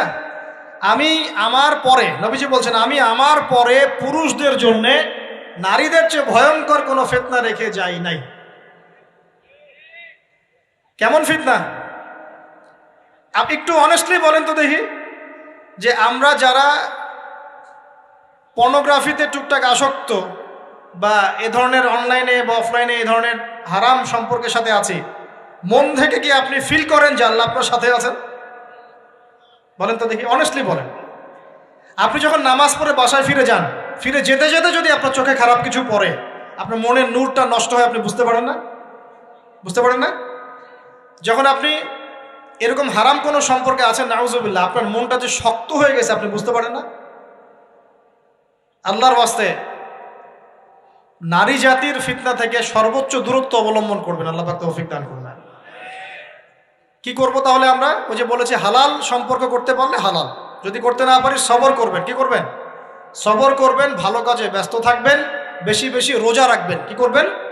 বেশি বেশি রোজা রাখবেন। সোমবারে রোজা রাখবেন, বৃহস্পতিবারে রোজা রাখবেন। এভাবে আপনি আপনার জীবনটা গুছিয়ে নেন, আল্লাহ পাক প্রবৃত্তিকে নিয়ন্ত্রণ করার ক্ষমতা দিবেন ইনশাআল্লাহ। এরপরেও যদি ভুল হয়ে যায়, হতে পারে এই যুগটা ফিতনার যুগ, চরম ফিতনার যুগ। যদি কোনো ভুল হয়ে যায়, খবরদার আপনি হতাশ হবেন না। ভুল হয়ে গেলে কখনো হতাশ হবেন না। হতাশা শয়তানের পক্ষ থেকে আসে, কখনো হতাশ হবেন না। দেন ওযু করে জায়নামাজে দাঁড়িয়ে 2 রাকাত নামাজ পড়ে আল্লাহকে বলবেন, আল্লাহ আমার ভুল হয়ে গেছে, আমাকে মাফ করে দাও। পারা যাবে ইনশাআল্লাহ। জীবনে কখনো হতাশ হবেন না। জীবনে যাই হয়ে যাক না কেন, কখনো হতাশ হবেন না। মনে রাখবেন, আল্লাহ আপনার রব, আল্লাহ আপনার সাথে আছেন ইনশাআল্লাহ। অতএব নারীর ফিতনা থেকে নিজেকে বাঁচিয়ে রাখার চেষ্টা করুন, আল্লাহ পাক তৌফিক এনায়েত করুন। 7 নাম্বারটা হচ্ছে, এই সমাজ আপনাকে যেভাবে শেখায়, কিভাবে শেখায়? এই যে স্কুল, কলেজ, ইউনিভার্সিটি, চাকরি, বিয়ে, সন্তান প্রতিপালন, আর তারপর ইন্না লিল্লাহি ওয়া ইন্না ইলাইহি রাজিউন, এই তো শেখায় নাকি? সবসময় মনে রাখবেন যে আল্লাহ রাব্বুল আলামিনের পরিকল্পনাই আপনার উপরে সবচেয়ে বেশি অগ্রাধিকার যোগ্য, সমাজের পরিকল্পনা নয়। পরিবার আপনাকে চাপ দিচ্ছে, চাকরি পাস না, পড়াশোনা করিস না, হ্যাঁ পড়াশোনায় কেন তুই 80 নম্বর পাইলি না, কেন চান্স পেলি না, কবে চাকরি পাবি, কবে আমাদেরকে দেখবি, খাওয়াবি, পড়াবি, এই যে চাপগুলো চারপাশ থেকে আসে কিনা? অনেক যুবক দেখা যায় মাদকাসক্ত হয়, অনেকে দেখা যায় আত্মহত্যা করছে ইদানিং, করছে কিনা ভাই? এই শব্দটা থেকে আমি এই পয়েন্টটা আজকে লিখেছিলাম যে ভুলেও আল্লাহর প্রতি বিশ্বাস এবং তাওয়াক্কুল হারাবেন না। সমাজ যেভাবে শেখায়, সমাজ চারপাশে যে চাপ আপনাকে দিচ্ছে, এই চাপে নিজে গা ভাসিয়ে দিবেন না। আপনি আল্লাহর কাছে দোয়া করবেন, আল্লাহর কাছে পথ চেয়ে নেবেন এবং আল্লাহর প্রতি তাওয়াক্কুল ভরসা করবেন। কখনো আত্মহত্যার পথ বেছে নেবেন। কি হয়েছে? 80 নাম্বার পান নাই তো কি হয়েছে? আপনি চেষ্টা করেছেন কিন্তু চান্স পান নাই তো কি হয়েছে? চেষ্টা তো করেছেন আপনি চেষ্টা করেছেন ইউনিভার্সিটিতে চান্সের জন্য, আপনি চান্স পাই নাই, চেষ্টা করেছেন না আপনি? বাস, চেষ্টা করেছেন, পাই নাই, তাকদিরে ছিল পাই নাই, বাস। আমি আমার চেষ্টা করেছি। কখনোই আত্মহত্যার পথ বেছে নেবেন না। আর আমরা পিতা মাতাদেরকে রিকোয়েস্ট করব, কোনো অবস্থাতেই সন্তানকে এত বেশি চাপ দিবেন না যে সন্তানটার এই কোমরটাই ভেঙে চলবে। এই সমস্যাগুলো দিন দিন বাড়ছে সমাজের মধ্যে। কেন এত চাপ দিচ্ছেন? তার প্রতিভা কোথায় খুঁজে বের করুন। তাকে জোর করে কেন টেনে লম্বা করার চেষ্টা করছেন? আমাদের সমাজে বাচ্চা হয়ে গেলেই তার পিঠে একটা সিল মেরে দেয়, হয় ডাক্তার না হলে ইঞ্জিনিয়ার। কেন? এর বাইরে কোনো প্রফেশন নাই? আমার সন্তানকে হয় ঢাকা বিশ্ববিদ্যালয়ে চান্স পেতে হবে, না হলে বুয়েটে, না হলে এখানে। এর বাইরে আর কোথাও পড়ারই জায়গা নাই। আর এখানে পড়লেই আমার সে ছেলে বা আমার মেয়ে একদম সবচেয়ে বড় জ্ঞানী হবে, অন্য কোনোভাবে হবে না, এটা গ্যারান্টি দেওয়া আছে? যারা সভ্যতা বিনির্মাণ করেছেন তারা কয়জন বড় বড় ডিগ্রি সার্টিফিকেট পেয়েছেন খুঁজে বের করে দেখেন, দেখেন খুঁজে বের করে। আমরা ফিলোসফির মধ্যে যে ফিলোসফারদের হিস্ট্রি পড়েছিলাম তাদের মধ্যে বেশিরভাগই দেখা যায় স্কুলেও যায় নাই, কলেজেও যায়। আছে না এমন? আছে। আমি বলছি না আপনারা যাবেন না, আমি বলছি জ্ঞানের মানদণ্ড এটাই নয় যে আমার সার্টিফিকেট অর্জিত হয়েছে, সার্টিফিকেটটাই জ্ঞানের মানদণ্ড নয় তো। হ্যাঁ, প্রতিযোগিতার একটা জগৎ আছে, আমাকে সে জগৎ উতরাতে হবে। আপনি চেষ্টা করবেন, যদি না হয় তাকদিরে ছিল, হয় নাই, বাস হয় না। আমাকে আল্লাহ পাঠিয়েছেন তার ইবাদত করার জন্য, এখানে আত্মহত্যা করার জন্য আল্লাহ আমাকে পাঠান নাই। আমার জীবন যদি দিতেই হয় তাহলে আল্লাহর জন্য দিব ইনশাআল্লাহ। ঠিক আছে কথা? ব্যাস, দুনিয়ার জন্য নয়। আল্লাহ পাক বোঝার তৌফিক দান করুন। কটা বললাম? 7টা না 8টা? 7টা। 8 নাম্বার, 8 নাম্বারটা ইম্পর্টেন্ট এবং এটা আপনাদের জন্য মজাদার। সেটা হলো 8 নাম্বারটা বেশি ইম্পর্টেন্ট। এটা হচ্ছে দিনের পথে চলার ক্ষেত্রে আপনি অনেক রকম মতবাদ পাবেন সামনে। কেউ বলবে আমারটা সঠিক, কেউ বলবে না ওরটা নয়, আমারটা সঠিক, কেউ বলবে না আমার দলটা সঠিক, কেউ বলবে না ওর সংগঠন সঠিক। এগুলো আপনার কান ভারী করে ফেলবে একদম। তখন মনে হবে যে আগেই ভালো ছিলাম রে ভাই, নামাজ পড়তাম না, এখন নামাজ পড়া শুরু করে দেখলাম যে আরে হাতটা বাঁধবো কোথায় এটাই তো ফিক্স করতে পারতেছি না। এখন আমার কিছু তো অভিজ্ঞতা আছে ভাই, নাকি ভাই? ওর আলোকে একটা কথা বল, সেটা হলো সমাজে কিছু ইখতিলাফি মাসআলা আছে, এই মাসআলাগুলো কানেও ঢুকাবেন না। আপনি ইবাদতের মধ্য দিয়ে আল্লাহকে পাওয়ার চেষ্টা করুন। এবং চিরায়ত একটা ইসলাম আমরা ফলো করছি না, এই ইসলামের মধ্যে এমন কিছু নাই যেটা আপনাকে জাহান্নামে নিয়ে যাবে, এমন কিছু নাই। হ্যাঁ, প্রত্যেকটা ঘরানার মধ্যে কিছু বিভ্রান্ত মানুষ থাকতে পারে, এমন কিছু মানুষ এমন আমল করছে যে আমলটা হয়তো কোরআন এবং হাদিসে নাই। এটা তার সমস্যা, কোরআন সুন্নাহর সমস্যা নয়। কথা বুঝতে পারছেন? এটা তার সমস্যা, সে এটাকে সেই বেদাতটা করছে, সেই শিরকটা করছে। তার মানে এই নয় যে কোরআন হাদিস আমাকে শিরক শিখিয়েছে, বেদাত শিখিয়েছে। কোরআন এবং হাদিসে যেটা আছে এটা সুন্দর এবং এটা চিরায়ত একটা ক্লাসিক্যাল ইসলাম আমাদের কন্টিনেন্টে আছে, বাংলাদেশেও আছে। এখানে থাকলে আপনি বিভ্রান্ত হবেন না ইনশাআল্লাহ তাআলা। বরেণ্য ওলামায়ে কেরামদের কাছে গিয়ে অন্তত একজন হকপন্থী আলেমের সাথে পরামর্শ করে আপনি আমল করার চেষ্টা করুন। আর যে বিষয়গুলো নিয়ে ইখতিলাফ আছে এগুলো নিয়ে সমাজে মতপার্থক্য সৃষ্টি করে সমাজটাকে বিভক্ত করতে যায় না। আল্লাহর ওয়াস্তে মসজিদ ভাগ করতে যায় না, সমাজকে ভাগ করতে যায় না। জাতিগত ঐক্যটা রক্ষা করেন, আল্লাহ পাক বোঝার তৌফিক দান। আর যদি মানুষের মধ্যে খারাপ কিছু দেখি, ওই খারাপ কিছু বিষয়টা আমি এড়িয়ে যাবো ইনশাআল্লাহ। আর কোনটা ভালো কোনটা খারাপ আমি বুঝবো কিভাবে? আমি 10 জন আলেমের সাথে পরামর্শ করবো, বাস। আমি এত বড় আলেম নই, তাহলে আমি 10 জন আলেমের সাথে পরামর্শ করব যে হুজুর এই বিষয়টা চলছে, এটা সম্পর্কে আসলে বিষয়টা কি। একটা ঘরানার দিকে কখনো আপনি সাম্প্রদায়িকভাবে বায়াস্ট হয়ে যাবেন না। আপনি আপনার চিন্তাটাকে লিবারেল রাখবেন, হকটা যেখানে পাবো সেটা নিব ইনশাআল্লাহ। এমন নয় যে উনি বলেছেন বলেই হক আর কারোটা নিব না, ওনারটাই নিব, এভাবে চিন্তা করবেন না। হক যেখানে আছে সেখানে যাবেন আপনি ইনশাআল্লাহ। আল্লাহ পাক আমাদেরকে বোঝার তৌফিক দান। আর যে ইখতিলাফগুলো আছে এগুলো নিয়ে সমাজকে বিভক্ত করতে যায় না, মতানৈক্য নিয়েই ঐক্য হবে ইনশাআল্লাহ তাআলা। আল্লাহ পাক আমাদেরকে কথাটা বোঝার তৌফিক দান। আর শেষের দুটো হলো যৌবনকালে আমরা আমাদের পরবর্তী জীবনের প্রস্তুতি গ্রহণ করবো ইনশাআল্লাহ। কারণ বার্ধক্যের জীবনে আপনি কিন্তু এই কাজগুলো এখন করতে পারছেন, সেগুলো পরে পারবেন না। অতএব এই সময়ই আপনি আপনার রিজিকের একটা অংশ সঞ্চয় করার চেষ্টা করুন, কিছু সাস্টেইনেবল অ্যাসেট করার চেষ্টা করুন, যাতে পরবর্তী বয়সে গিয়ে আপনাকে দিনের দিকে কাজ করার জন্য দুনিয়ার ফিতনায় পড়তে না হয়। আল্লাহ পাক আপনাদেরকে হালাল রিজিকের ব্যবস্থা করে দিন, আমি দোয়া করি আল্লাহুম্মা আমিন। আর সবশেষ যেটা বলতে চাচ্ছিলাম, দেখুন যৌবনকালে আমরা যা করতে পারবো অন্য সময় পারি না। তাই এই যৌবনেই ইলম অর্জন করে আল্লাহ পাকের দিনের এই দাওয়াতের মেহনত আমরা শহরে শহরে, গ্রামে গঞ্জে, জেলায় উপজেলায়, প্রত্যন্ত অঞ্চলে সমস্ত জায়গায় পৌঁছে দেবো ইনশাআল্লাহ। যৌবনকালে আমরা বেশি বেশি দাওয়াতি কাজ করার চেষ্টা করবো, আল্লাহ পাক তৌফিক দান করুন। যতটুকু জানেন, আপনি এতটুকু জানেন না যে নামাজ পড়তে হয় 5 ওয়াক্ত, তাহলে নিজে পড়েন, মানুষকে নামাজের দাওয়াত দেন। আপনি এতটুকু জানেন না যে ভাই সুদ খাওয়া হারাম, জানেন কি না ভাই? ব্যাস আপনি মানুষকে বলেন যে ভাই হালাল খাই, সুদ না খাই। আপনি এতটুকু জানেন না যে জেনা করা হারাম, বাস আপনি আপনার বন্ধুকে দাওয়াত দেন, ভাই জেনার দিকে যাস না এবং হারাম অ্যাফেয়ার্সে যাস না। যতটুকু জানেন অতটুকু মানুষের কাছে পৌঁছে দেন। আল্লাহ পাক তৌফিক দান করুন। যুবক ভাইদেরকে আমি এই 10টা নসিহত করলাম আছে, এই নসিহতগুলো একটু মেনে চলেন, যৌবনটা সুন্দর হবে ইনশাআল্লাহ। এছাড়া আর অনেক নসিহত আছে, এগুলো ওই যে বইগুলোর নাম বলে দিয়েছি, আল্লামা তাকি উসমানী হুজুরের যে বইগুলো, এগুলো পড়েন, ইনশাআল্লাহ দেখবেন আরো অনেক হেদায়েত আপনি পাবেন। মোটা দাগে কথা হচ্ছে ইলম অর্জন করতে হবে। রাজি আছে কিনা ভাই? রাজি আছে কিনা বলেন? ইলম অনুযায়ী আমল বাড়িয়ে দিব। রাজি আছে কিনা? হকপন্থী ওলামায়ে কেরামের সাথে পরামর্শ করে চলবো। রাজি আছে কিনা? আমরা যৌবনকালে হালাল রিজিক অন্বেষণের চেষ্টা করবো। রাজি আছে কিনা? যৌবনের সময়কে বিন্যাস করে চলবো, এলোমেলো জীবনযাপন করবো না। রাজি আছে কিনা? নারীদের ফিতনা থেকে বেঁচে থাকার চেষ্টা করব। রাজি আছে কিনা? আগামী দিনের জন্য, ইসলামকে এগিয়ে নেওয়ার জন্য দাওয়াতের মেহনত করব। রাজি আছে কিনা? আচ্ছা, এখন আসেন, এগুলো আমাদের করণীয় ছিল, আমাদের যুবকরা এখন করছে কি সেটা শুনুন। আমাদের যুবকরা এখন কিশোর গ্যাং করছে। কিশোর গ্যাং কি করছে? আপনাদের পরিবারের কর্তা যারা আছেন তাদেরকে আমি একটু রিকোয়েস্ট করবো, আপনার সন্তানের দিকে খেয়াল রাখেন। আপনার সন্তানকে যত ছোট মনে করছেন, আপনার সন্তান এখন এত ছোট নয়। কিশোর বয়সে সে এমন পাপও করে ফেলেছে যা আপনি এখনো করেন নাই। কিশোর বয়সে এমন এমন পাপ করা তার শেষ যা আপনি এখনো চিন্তাও করতে পারেন না। অতএব সন্তানকে শুধু গায়ে গতরে বড় করলে হয় না। আমরা যে সন্তানকে মানুষ করার জন্য নিজের ঘাম ঝেড়ে দিচ্ছি, মানুষ করার অর্থ হচ্ছে ওর আত্মাটাকে গড়ে তোলা, দেহটাকে গড়ে তোলা নয়, তার আত্মাটাকে গড়ে তুলুন। সন্তান থেকে খেয়াল রাখেন। ঢাকা শহরে কিশোর গ্যাংয়ের দৌরত্বে টেকা যাচ্ছে না। রাস্তাঘাটে ছিনতাই করছে, মাদক সেবন করছে, মানুষের সম্পদ মোবাইল ধুপ করে কেড়ে নিয়ে দৌড় দিচ্ছে, এক গ্যাং আরেক গ্যাংয়ের সাথে মারামারি করছে। এগুলো শিখছে কোত্থেকে? এগুলো শিখছে আপনার ওই যে অপসংস্কৃতি দেখে দেখে। পশ্চিম থেকে, আমাদের পার্শ্ববর্তী থেকে অনেক অপসংস্কৃতি ঢুকছে ভিতরে, ওটা দেখে দেখে দেখে দেখে শিখছে কি করতে হয় না করতে।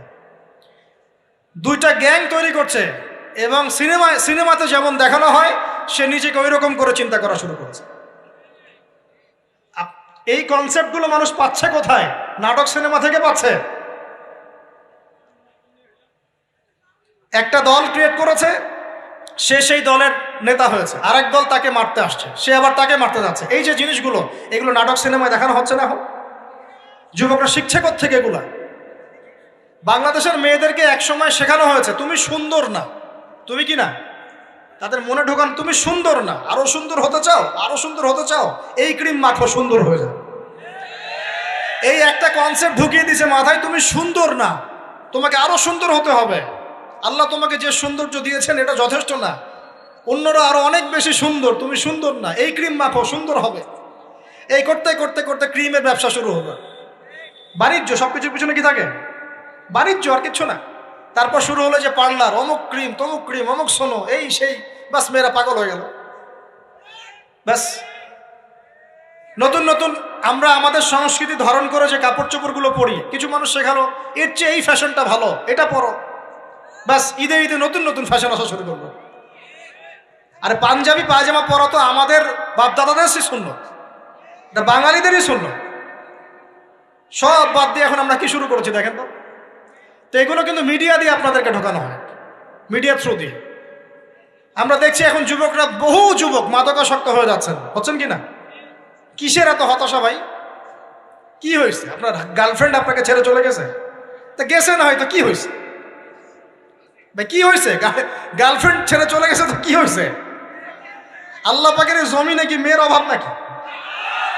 40 জন নারীর দায়িত্ব একটা ছেলেকে নিতে হবে সে জামানায়, মানে মা, বোন, ফুপু, খালা, স্ত্রী, এই সব মিলে 40 জন কাঁধে উঠে যাবে। এখন ঘরে ঘরে মেয়েদের সংখ্যা বাড়ছে না? নবীজি বলেছেন শেষ জামানায় মেয়েদের সংখ্যা বাড়বে, ছেলেদের সংখ্যা কমবে। কমছে কি না ছেলেদের সংখ্যা? এখন হয়তো এভারেজ 100, 104, পরে দেখবেন আরো বেড়ে গেছে। শুধু আমেরিকার হিস্ট্রি ঘেটে দেখেন, ওখানে ছেলে মেয়ের অনুপাতটা কেমন, কমছে সব জায়গাতে, আরো সামনে কমবে। তো একজন গার্লফ্রেন্ড আপনাকে ছেলে চলে গেছে, ব্যাস জীবনটা উৎসর্গ করে দিতে হবে তার জন্য? এখন কি ফেন্সিডিল, গাঁজা, ইয়াবা এগুলো সেবন করতে হবে? আপনাকে কে সৃষ্টি করেছেন ভাই? কি উদ্দেশ্যে? প্রথমে কি একটা বলেছে, কি উদ্দেশ্যে? আমাকে আল্লাহ পাঠিয়েছেন দুনিয়াতে নামাজ পড়তে, রোজা রাখতে, দিনের প্রচার করতে, দিনের জ্ঞান অর্জন করতে, এই তো। তা আমি একজন মেয়ের জন্য জীবন নষ্ট করে দিব কেন? আমি তাহলে আল্লাহর কাছে কি মুখ দেখাবো আর নবীর কাছে কি মুখ দেখাবো? ওখানে গিয়ে বলবো আল্লাহ আমি আমার অমুক প্রেমিকার জন্য আশেক হয়ে একদম জীবন দিয়ে দিয়েছি, আত্মহত্যা করেছি? গেছে ভাই, যাইতে দেন। যে ব্যক্তি আপনার অবস্থানকে মূল্যায়ন করে নাই সে আপনার যোগ্য ছিল না। এখন আপনি কি করবেন? নিজের অবস্থান উন্নত করেন, আপনার পিছনে লাইন ধরে ঘুরবে ইনশাআল্লাহ। এটাই বাস্তবতা। দুনিয়া খুব খারাপ জিনিস। মানুষ মানুষের অবস্থানকে মূল্যায়ন করে, মানুষ মানুষের অবস্থানকেই মূল্যায়ন করে, কিন্তু আল্লাহ রাব্বুল আলামিন আপনাকে সর্বাবস্থায় ভালোবাসেন। আলহামদুলিল্লাহ।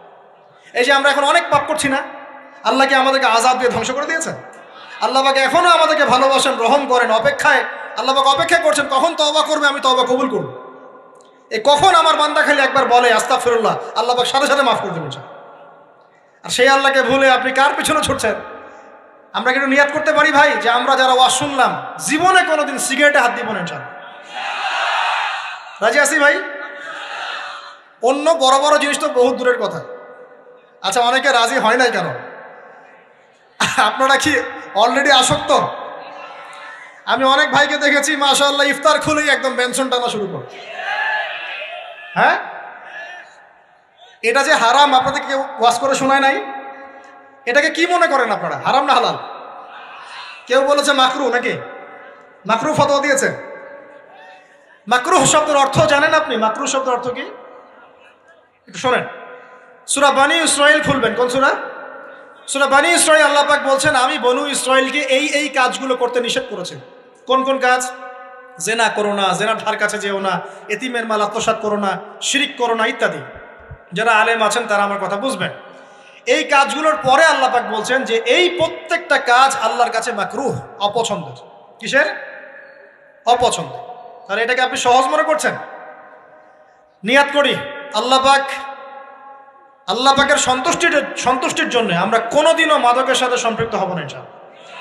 আর বিশ্বাস করেন, শুধুমাত্র মাদকদ্রব্য নিয়ন্ত্রণ অধিদপ্তর এই আইন কানুন এগুলো দিয়ে, জরিমানা দিয়ে মানুষকে মাদক ছাড়ানো যাচ্ছে না, যাবে না। কেন যাবে না এটা আপনারা খুব ভালো করেই জানেন, আমি বলতে চাচ্ছি না। অনেক সময় মাদক বিরোধী কনসার্ট করে মানুষ, মাদক বিরোধী কনসার্টে ওঠার আগে এক বোতল ডাইল খেয়ে আসে আগে। এগুলো কি বাস্তব কথা বলছি না অবাস্তব কথা বলছি? আমাদের যুবক ভাইরা কোশ্চিন কালেও মাদকের ধার কাছে যাবেন না ইনশাআল্লাহ। একটা হাদিস খালি মনে রাখেন, একটা, এই হাদিসটা মনে রাখেন। নবী সাল্লাল্লাহু আলাইহি ওয়াসাল্লাম বলেছেন কেউ যদি মাদকদ্রব্য সেবন করে তার 40 দিনের নামাজ কবুল হবে না। সিগারেট একটা খেয়েছি, 40 দিন নামাজ নাই। এরপর যদি সে তওবা করে আল্লাহ মাফ করে দিবে। আবার যদি মাদক খায় আবার 40 দিন কবুল হবে না। যদি আবার তওবা করে আল্লাহ মাফ করে দিবে। আবারও যদি খায় আবারও 40 দিন কবুল হবে না। আবারও তওবা করলে আল্লাহ আবার মাফ করে দিবে। চতুর্থবার সে যদি মাদক খায়, আল্লাহ রসুল সাল্লাল্লাহু আলাইহি ওয়াসাল্লাম বলছেন আল্লাহ পাক কিয়ামতের মাঠে তাকে তিনাতুল খাবাল পান করাবেন। কি পান করাবেন? তিনাতুল খাবাল। সাহাবীরা বললেন ইয়া রাসূলুল্লাহ এটা কি? তিনাতুল খাবাল কি? নবী সাল্লাল্লাহু আলাইহি ওয়াসাল্লাম বলছেন এটা হচ্ছে জাহান্নামীদেরকে আযাব দেওয়ার পর তাদের রক্ত মাংসের যে পুঁজ বের হবে, এই যে ড্রিঙ্কস, জাহান্নামের হার্ড ড্রিঙ্কস, এই ড্রিঙ্কসের নাম হলো তিনাতুল খাবাল। আল্লাহ পাক আমাদের সবাইকে মাদক থেকে বাঁচিয়ে রাখুন। হতাশা মাদক দিয়ে দূর হয় না। হতাশা দূর হবে, বলে দিব, 3টা জিনিস, মাত্র 3টা। কয়টা ভাই? 1, 5 ওয়াক্ত নামাজ। এক কি? নামাজে আপনি ওযু করে সিজদা দেন, ইনশাআল্লাহ আপনার মনে প্রশান্তি না আসলে আমাকে এসে বলেন যে আসে না। চোখের পানি, মনের আবেগ যা আছে আপনার ভিতরে, কষ্ট, দুঃখ, যন্ত্রণা সব আল্লাহকে ঢেলে দিবেন ইনশাআল্লাহ। নিজের আবেগ ধরে রাখবেন এখানে, আপনি আল্লাহর জন্য ঢেলে দিবেন। মানুষকে আবেগ দেখায় কি লাভ? মানুষ আপনার চোখের পানির মর্ম বুঝবে? মানুষ কি মানুষের চোখের পানির মর্ম বুঝে? আপনার পিতা যদি মারা যায় আমার কাছে এসে দোয়া চান, কান্নাকাটি করে, আমি দোয়া করতে পারবো কিন্তু আমি কিন্তু আপনার ফিলিংসটা বুঝতে পারবো না। আপনার অনুভূতি কে বুঝতে পারবেন? আল্লাহ পাক আপনার ঘাড়ের রগের চেয়েও কাছে আছে। সুবহান সুবহান, আল্লাহ পাক ঘাড়ের রগের চেয়ে কাছে আছে।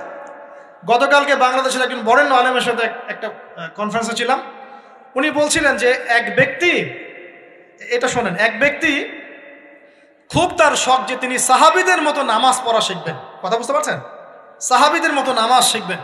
তো একজন বরেণ্য আলেমের কাছে এসেছেন, এসে বলছেন যে আমাকে সাহাবীদের মতো নামাজ শিখিয়ে দেন। তখন সেই আলেম আরেকজন আলেমের সন্ধান দিয়েছেন যে তুমি তার কাছে যাও, তিনি শেখাবেন। তো সেই ব্যক্তি একটু অবাক হয়েছেন, কারণ যাকে প্রশ্ন করেছিলেন তিনি অনেক বড় মুহাদ্দিস, আর যার কাছে পাঠানো হচ্ছে তিনি অত বড় মুহাদ্দিস নন, কিন্তু আবেদ, আমল করেন। তাকে গিয়ে বলছেন উনি আমাকে পাঠিয়েছেন সাহাবীওয়ালা নামাজ শিখিয়ে দেন। তখন তিনি বলছেন ঠিক আছে, সুন্দর করে উজু করে আসো, সুন্দর করে অজু করে আসো। অজু করার সময় খালি খেয়াল রাখবা যে আমি অজু করছি শুধু আল্লাহর সন্তুষ্টির জন্য। কি খেয়াল রাখবেন? অজু করছি শুধু আল্লাহকে রাজি খুশি করার জন্য অজু করছে, আর কোনো উদ্দেশ্য নাই আমার। অজু করতে যাচ্ছে, তিনি আবার বলছেন দাঁড়াও, শুধু আল্লাহকে রাজি খুশি করার জন্য অজু করো। আবার শুরু করছেন, আবার বলছেন শোনো, শুধু আল্লাহকে রাজি খুশি করার জন্য অজু করো। এভাবে বলতেই আছেন, নামাজে দাঁড়িয়েছেন, দাঁড়ানোর আগে বলছেন শোনো, শুধু আল্লাহকে রাজি খুশি করার জন্য নামাজ পড়ো।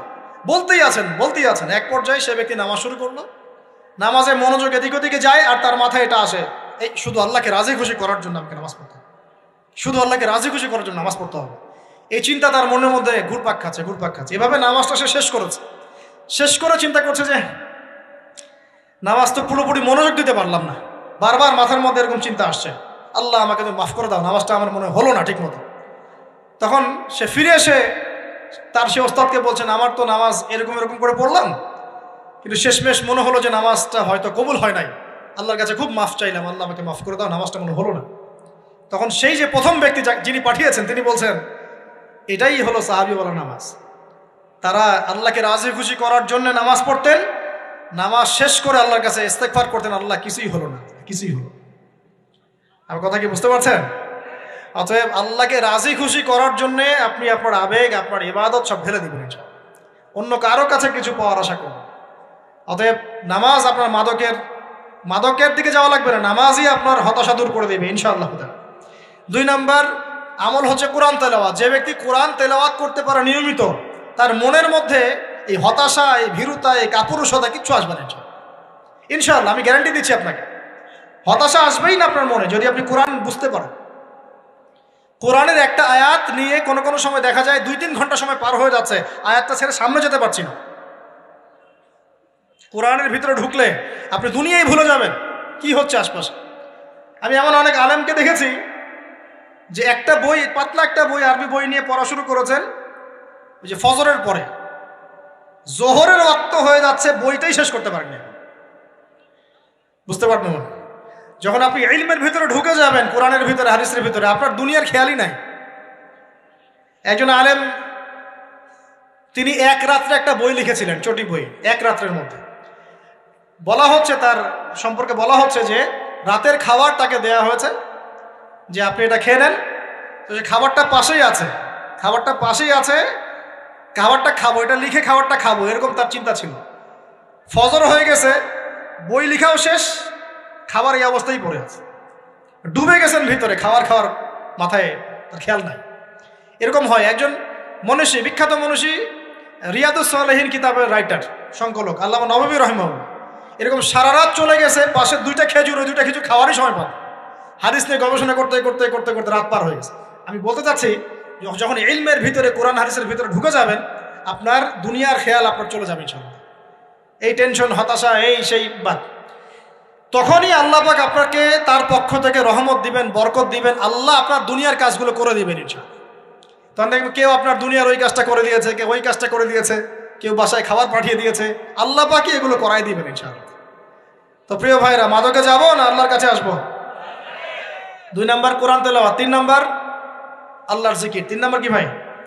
আল্লাহর জিকির। চলতে ফিরতে সব সময় মুখ চলতে থাকবে, মুখ না চললেও মনে মনে মন তাজা থাকবে, মনে মনে জিকির হতে থাকবে।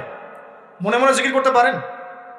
মুখ নড়বে না, কিন্তু মনে মনে আপনার একটা জিকির হতে থাকবে, সুবহানাল্লাহ বা আলহামদুলিল্লাহ, লা ইলাহা ইল্লাল্লাহ, আল্লাহু আকবার। পারা যাবে?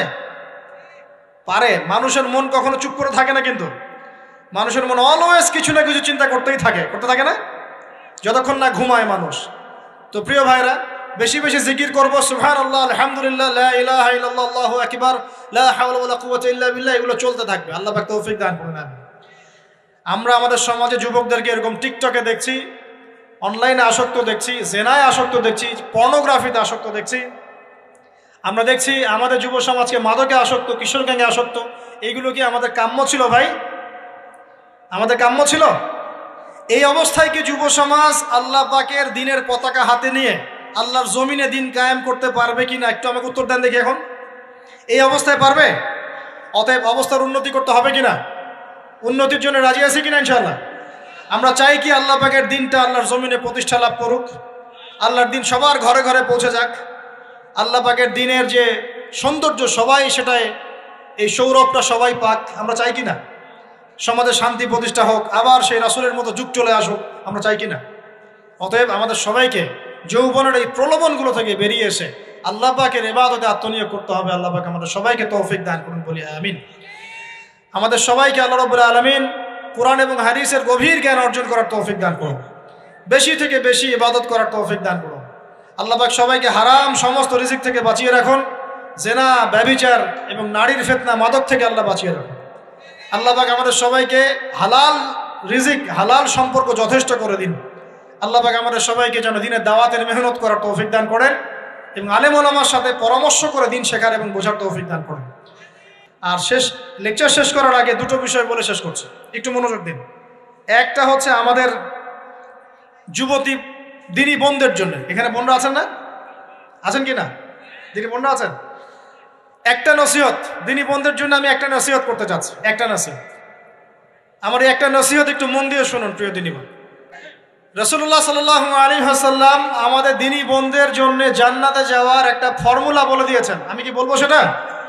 আচ্ছা, রাসূলুল্লাহ সাল্লাল্লাহু আলাইহি ওয়াসাল্লাম বলেছেন আমাদের দিনী বোনেরা, আমাদের মায়েরা, এই নারী জাতি মাত্র 4টা কাজ করলে জান্নাতের যে কোনো দরজা দিয়ে ইচ্ছা প্রবেশ করতে পারবেন। খুশি হন নাই?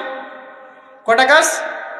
মাত্র 4টা। এক, যদি আমাদের দিনী বোনেরা 5 ওয়াক্ত নামাজটা ওয়াক্ত মতো পড়ে, আল্লাহ পাক তৌফিক দান করুন, বলি আমিন। 2 নাম্বার, যদি তারা রমাদান মাসের রোজাটাকে ঠিক মতো আদায় করতে পারে। 1 নাম্বার 5 ওয়াক্ত নামাজ ঠিকঠাক আদায় করা, 2 নাম্বার রমজান মাসে সওম রাখা, 3 নাম্বার তাদের লজ্জাস্থানের হেফাজত করা, মানে শরঈ পর্দা মেনটেন করা, শরঈ পর্দা মেনটেন করা। এবং আমি বলে দেই, চেহারাটা আপনাদের পর্দার অন্তর্ভুক্ত। এটা নিয়ে অনেক বাকবিতণ্ডা হয় না সমাজে, চেহারা দেখানো যাবে কি যাবে না ইত্যাদি। চেহারা আপনার পর্দার অন্তর্ভুক্ত বিষয়, ফুল স্টপ। এর উপরে ফতোয়া অনেকভাবে দিচ্ছে, কিন্তু বরেণ্য উলামায়ে কেরামের কিতাবগুলো ঘাটাঘাটি করেন, তাদের ফতোয়া হচ্ছে চেহারা আপনার পর্দার অন্তর্ভুক্ত বিষয়, চেহারা ঢেকে রাখবেন, আল্লাহ পাক তৌফিক দান করুন। চোখ থাকবে খোলা, ঠিক আছে। 4 নাম্বার, স্বামীর আনুগত্য করতে হবে। স্বামীর আনুগত্য, এই যে আনুগত্য শব্দ শুনলেই মানুষের একটা মানে নেগেটিভ ধারণা তৈরি হতে পারে। স্বামীর আনুগত্য মানে কি আমি তার দাসত্ব করব? আনুগত্য মানে, প্রিয় দিনী বোন, আনুগত্য মানে দাসত্ব নয়। আনুগত্য মানে কোরআন সুন্নাহর যে বিধানগুলো আপনার স্বামী আপনাকে পালন করতে বলবে, আপনি সেগুলো করবেন, আপনি করতে বাধ্য। কিন্তু স্বামী যদি কোরআন সুন্নাহর বাইরে কিছু করতে বলে, সেটা মানতে আপনি বাধ্য নন। স্বামী যদি আপনাকে বলে যে সুদ খাও, এই যে সুদী এনজিওতে আসো, নাম লেখাও।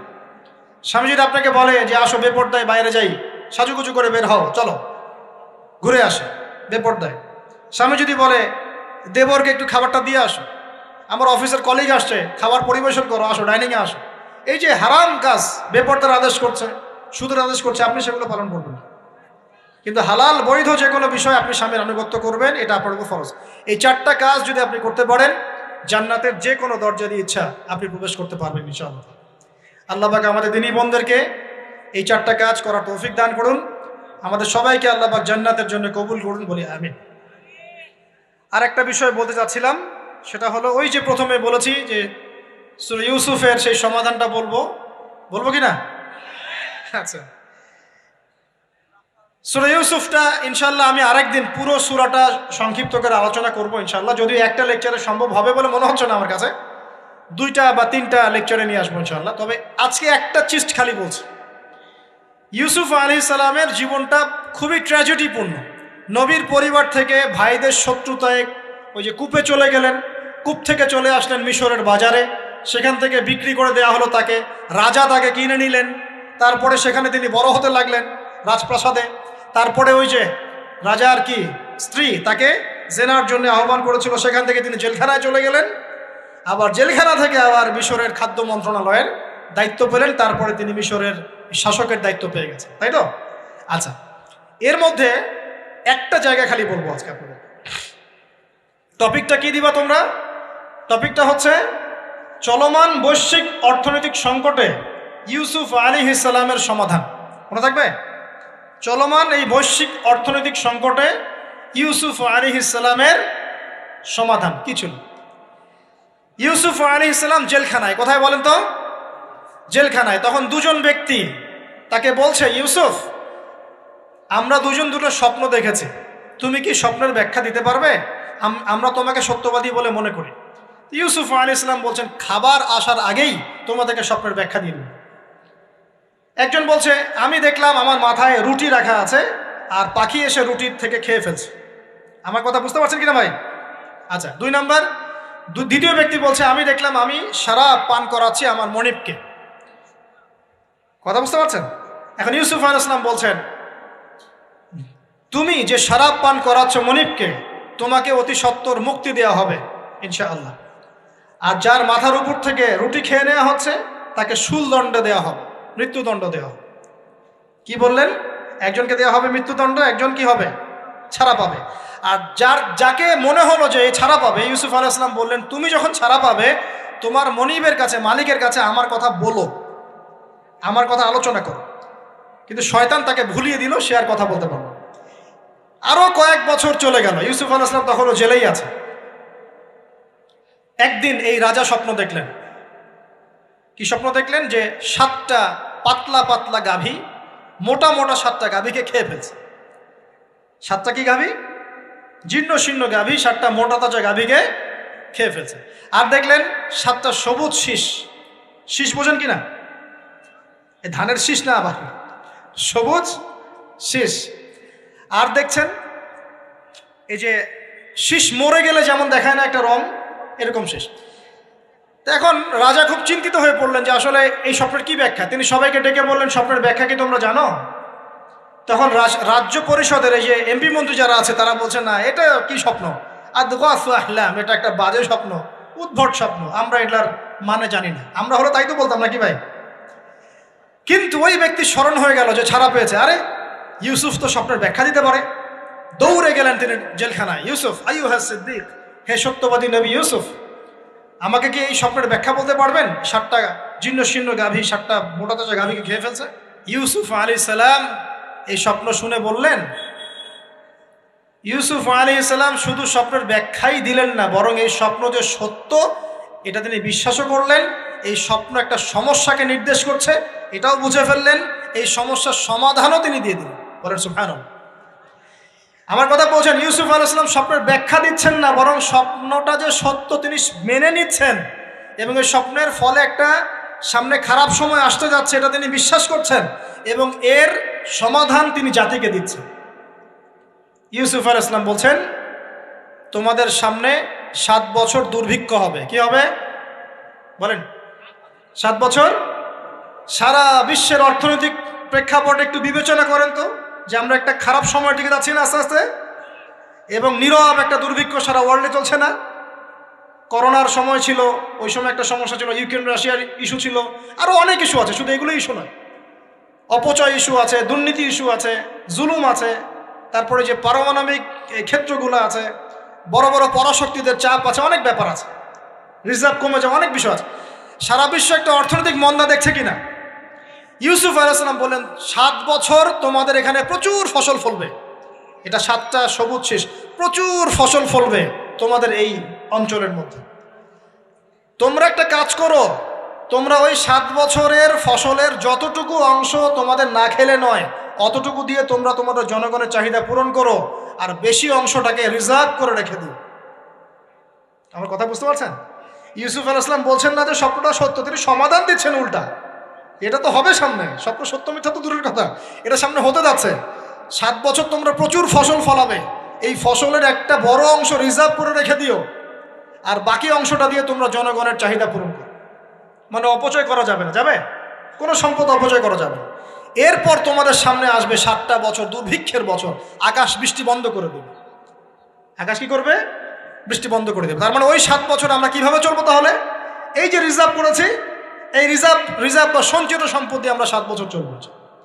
এরপরে আল্লাহ রাব্বুল আলামিন 8ম বছরে আকাশ থেকে বৃষ্টি বর্ষণ করবেন, আবার ফসল ফলবে। কথা কি বুঝতে পারছেন? এই ব্যাখ্যা অন্যরা দিতে পারলো না, ইউসুফ আলাইহিস সালাম দিতে পারলেন। এই ব্যক্তি দৌড়ে গিয়ে রাজাকে বলল, এই হলো স্বপ্নের ব্যাখ্যা। রাজা ইউসুফ এই স্বপ্নের ব্যাখ্যা দিয়েছেন। রাজা কত বিচক্ষণ ছিলেন, রাজা সত্য মিথ্যা চিনতেন। তিনি বুঝতেন যে আসলেই সত্য কাকে বলে, মিথ্যা কাকে বলে। এই আমার এমপি মন্ত্রীরা শোনো, তোমরা কেউ সমাধান দিতে পারো নাই, ইউসুফ সমাধান দিয়েছে। ইউসুফকে আমার কাছে নিয়ে আসো, আমি তাকে আমার কাছে নিকটে আসন দিব, বলেন সুবহানাল্লাহ। এবার ইউসুফ আলাইহিস সালামকে ডেকে তিনি সম্মানিত করলেন। সম্মানিত করে বললেন যে কোন দায়িত্ব দিলে তুমি আমাদের এই রাজ্যটাকে বাঁচাতে পারবে এই দুর্ভিক্ষের হাত থেকে। ইউসুফ আলাইহিস সালাম নিজে বলছেন, আমি হচ্ছে বিশ্বস্ত মানুষ, আমি হচ্ছি রজুলুন আমিন, আমি বিশ্বস্ত এবং আমি আস্থাভাজন। আমাকে আপনি খাদ্য মন্ত্রণালয়ের দায়িত্ব দেন, ইনশাআল্লাহ আমি এই প্রবলেমগুলো সলভ করবো ইনশাআল্লাহ। এরপর তাকে দায়িত্ব দেওয়া হলো খাদ্য মন্ত্রণালয়ের। 7 বছর তিনি এরকম পলিসি গ্রহণ করলেন। মিশরের লক্ষ লক্ষ মানুষ পরবর্তী 7 বছরের দুর্ভিক্ষ থেকে বেঁচে গেছে। কোরআন তো মূল্যায়ন করি না আমরা, আর কোরআনের কথা যারা বলে ওদেরকেও মূল্যায়ন করি না। এই জন্য আমরা বলছি, বর্তমান চলমান অর্থনৈতিক সংকটের সবচেয়ে বড় বড় সমাধান হচ্ছে এক, ভাই জনগণ হই আর সরকার হই, কোনো সম্পদ অপচয় করা যাবে না। আমরা সম্পদ অপচয় করি না? আপনি উজু করেছেন, আপনি 1 বালতি পানিতে উজু করেছেন, ট্যাপ ছেড়েছেন, মসজিদের 1 বালতি পানি চলে গেছে, কেন পানি অপচয় করবেন? আমাদের 5টা ফ্যানের দরকার নেই বাসায়, আপনি 5টা ফ্যান চালাচ্ছেন কেন? আপনি ঘর থেকে বের হলেন, ফ্যান চলছে, কেন চলছে? ঘর মুছেছেন, ফ্যান ছেড়ে দিয়েছেন, এই যে পাখা বাতাসে শুকাবে মাটি, কেন? এসি চালিয়েছেন, 24 ঘন্টা চালানোর কি দরকার? 2 ঘন্টা চালিয়ে বন্ধ করলে হয়। বিদ্যুতের ব্যাপার, গ্যাসের ব্যাপার, তেলের ব্যাপার, আমরা কি কম অপচয় করি মনে হচ্ছে আপনার কাছে? আমরা প্রচুর অপচয় করি। আর আমরা জনগণরা সাধু না, আমরা বেশি অপচয় করি। আমরা অপচয় করি না ভাই? প্রমাণ আপনি নিজের বাসায় পাবেন। পানির অপচয়, আপনার তেলের অপচয়, আপনার গ্যাসের অপচয়, আপনার বিদ্যুতের অপচয়, এগুলোর উপর কঠিন আইন করা দরকার। অপচয় করলে শাস্তি দিতে হবে, অপচয় করা যাবে না। অপচয় কমালে কি হবে? আমরা সম্পদ বেশি রিজার্ভ করতে পারবো। এই যুগে কি কি সম্পদ রিজার্ভ করলে আমরা সচ্ছল হতে পারবো, এই হেদায়েতগুলো আপনাকে ওই সোকল প্রোটেস্ট্যান্ট মৌলবীরা দিতে পারবে না ইনশাআল্লাহ তাআলা, কারণ তাদের কাছে ইকোনমিক্সের জ্ঞান নাই। এই যুগে যদি আমরা গ্যাস রিজার্ভ করতে পারতাম, তেল রিজার্ভ করতে পারতাম, গোল্ড রিজার্ভ করতে পারতাম, সিলভার রিজার্ভ করতে পারতাম, এবং যে কারেন্সি সারা ওয়ার্ল্ড ওয়াইড চলছে এখন, এগুলোকে রিজার্ভ করতে পারতাম, এবং জনগণের যতটুকুতে প্রয়োজন এতটুকু সাপ্লাই করে বাকিটা রিজার্ভ করে রাখতে পারতাম, আসন্ন সময়ে এটা দিয়ে আমরা বৈশ্বিক সংকট মোকাবেলা করতে পারতাম। আমার কথা রাগ করলেন? আমি কি কারো শত্রু? কোন দলের লোক? আমি আপনাদের জাতির একজন, আপনাদেরই ভাই, আপনার শুভাকাঙ্ক্ষী, এবং আপনি আর আমরা ভাইয়ের মতো। কিসের মতো? নিজের ভাইয়ের মতো। আপনার গায়ে আঘাত লাগলে আমি কষ্ট পাবো, আপনাকে কে গালি দিলে আমি কষ্ট পাবো। আমাদের জনগণের ক্ষতি হলে আমাদের বুক কাঁদবে না? জনগণের ক্ষতি হলে, দুঃখ দুর্দশা হলে আমাদের বুক কাঁদা উচিত, উচিত কি না? আমাদের সবাইকেই যার যার দায়িত্ব পালন করতে হবে। আমরাও অপচয় বন্ধ করে দেবো ইনশাআল্লাহ তাআলা। রাজি আছি ইনশাআল্লাহ? যত বাকি বকেয়া সব আছে সব পরিশোধ করার চেষ্টা করবো ইনশাআল্লাহ। আমরা সরকারি সম্পদ অন্যায়ভাবে আত্মসাৎ করব না, এবং আমরা আমাদের সমাজে যত দুর্নীতি আছে এটা বন্ধ করতে হবে, যত প্রকার দুর্নীতি আছে বন্ধ করতে হবে, যত কালো টাকা আছে সাদা করতে হবে, এবং সাস্টেইনেবল অ্যাসেটগুলোকে রিজার্ভ করতে হবে। তাহলে আগামীতে বিশ্ব ডুবে যায় যাক, বাংলার মাটি ডুববে না ইনশাআল্লাহ। ইউসুফ আলাইহিস সালাম এই হেদায়েত আমাদেরকে দিয়ে গেছেন, কোরআনের মাধ্যমে আল্লাহ এই হেদায়েত আমাদেরকে দিয়ে গেছেন। আল্লাহ পাক আমাদের সবাইকে কোরআন বোঝার তৌফিক দান করুন।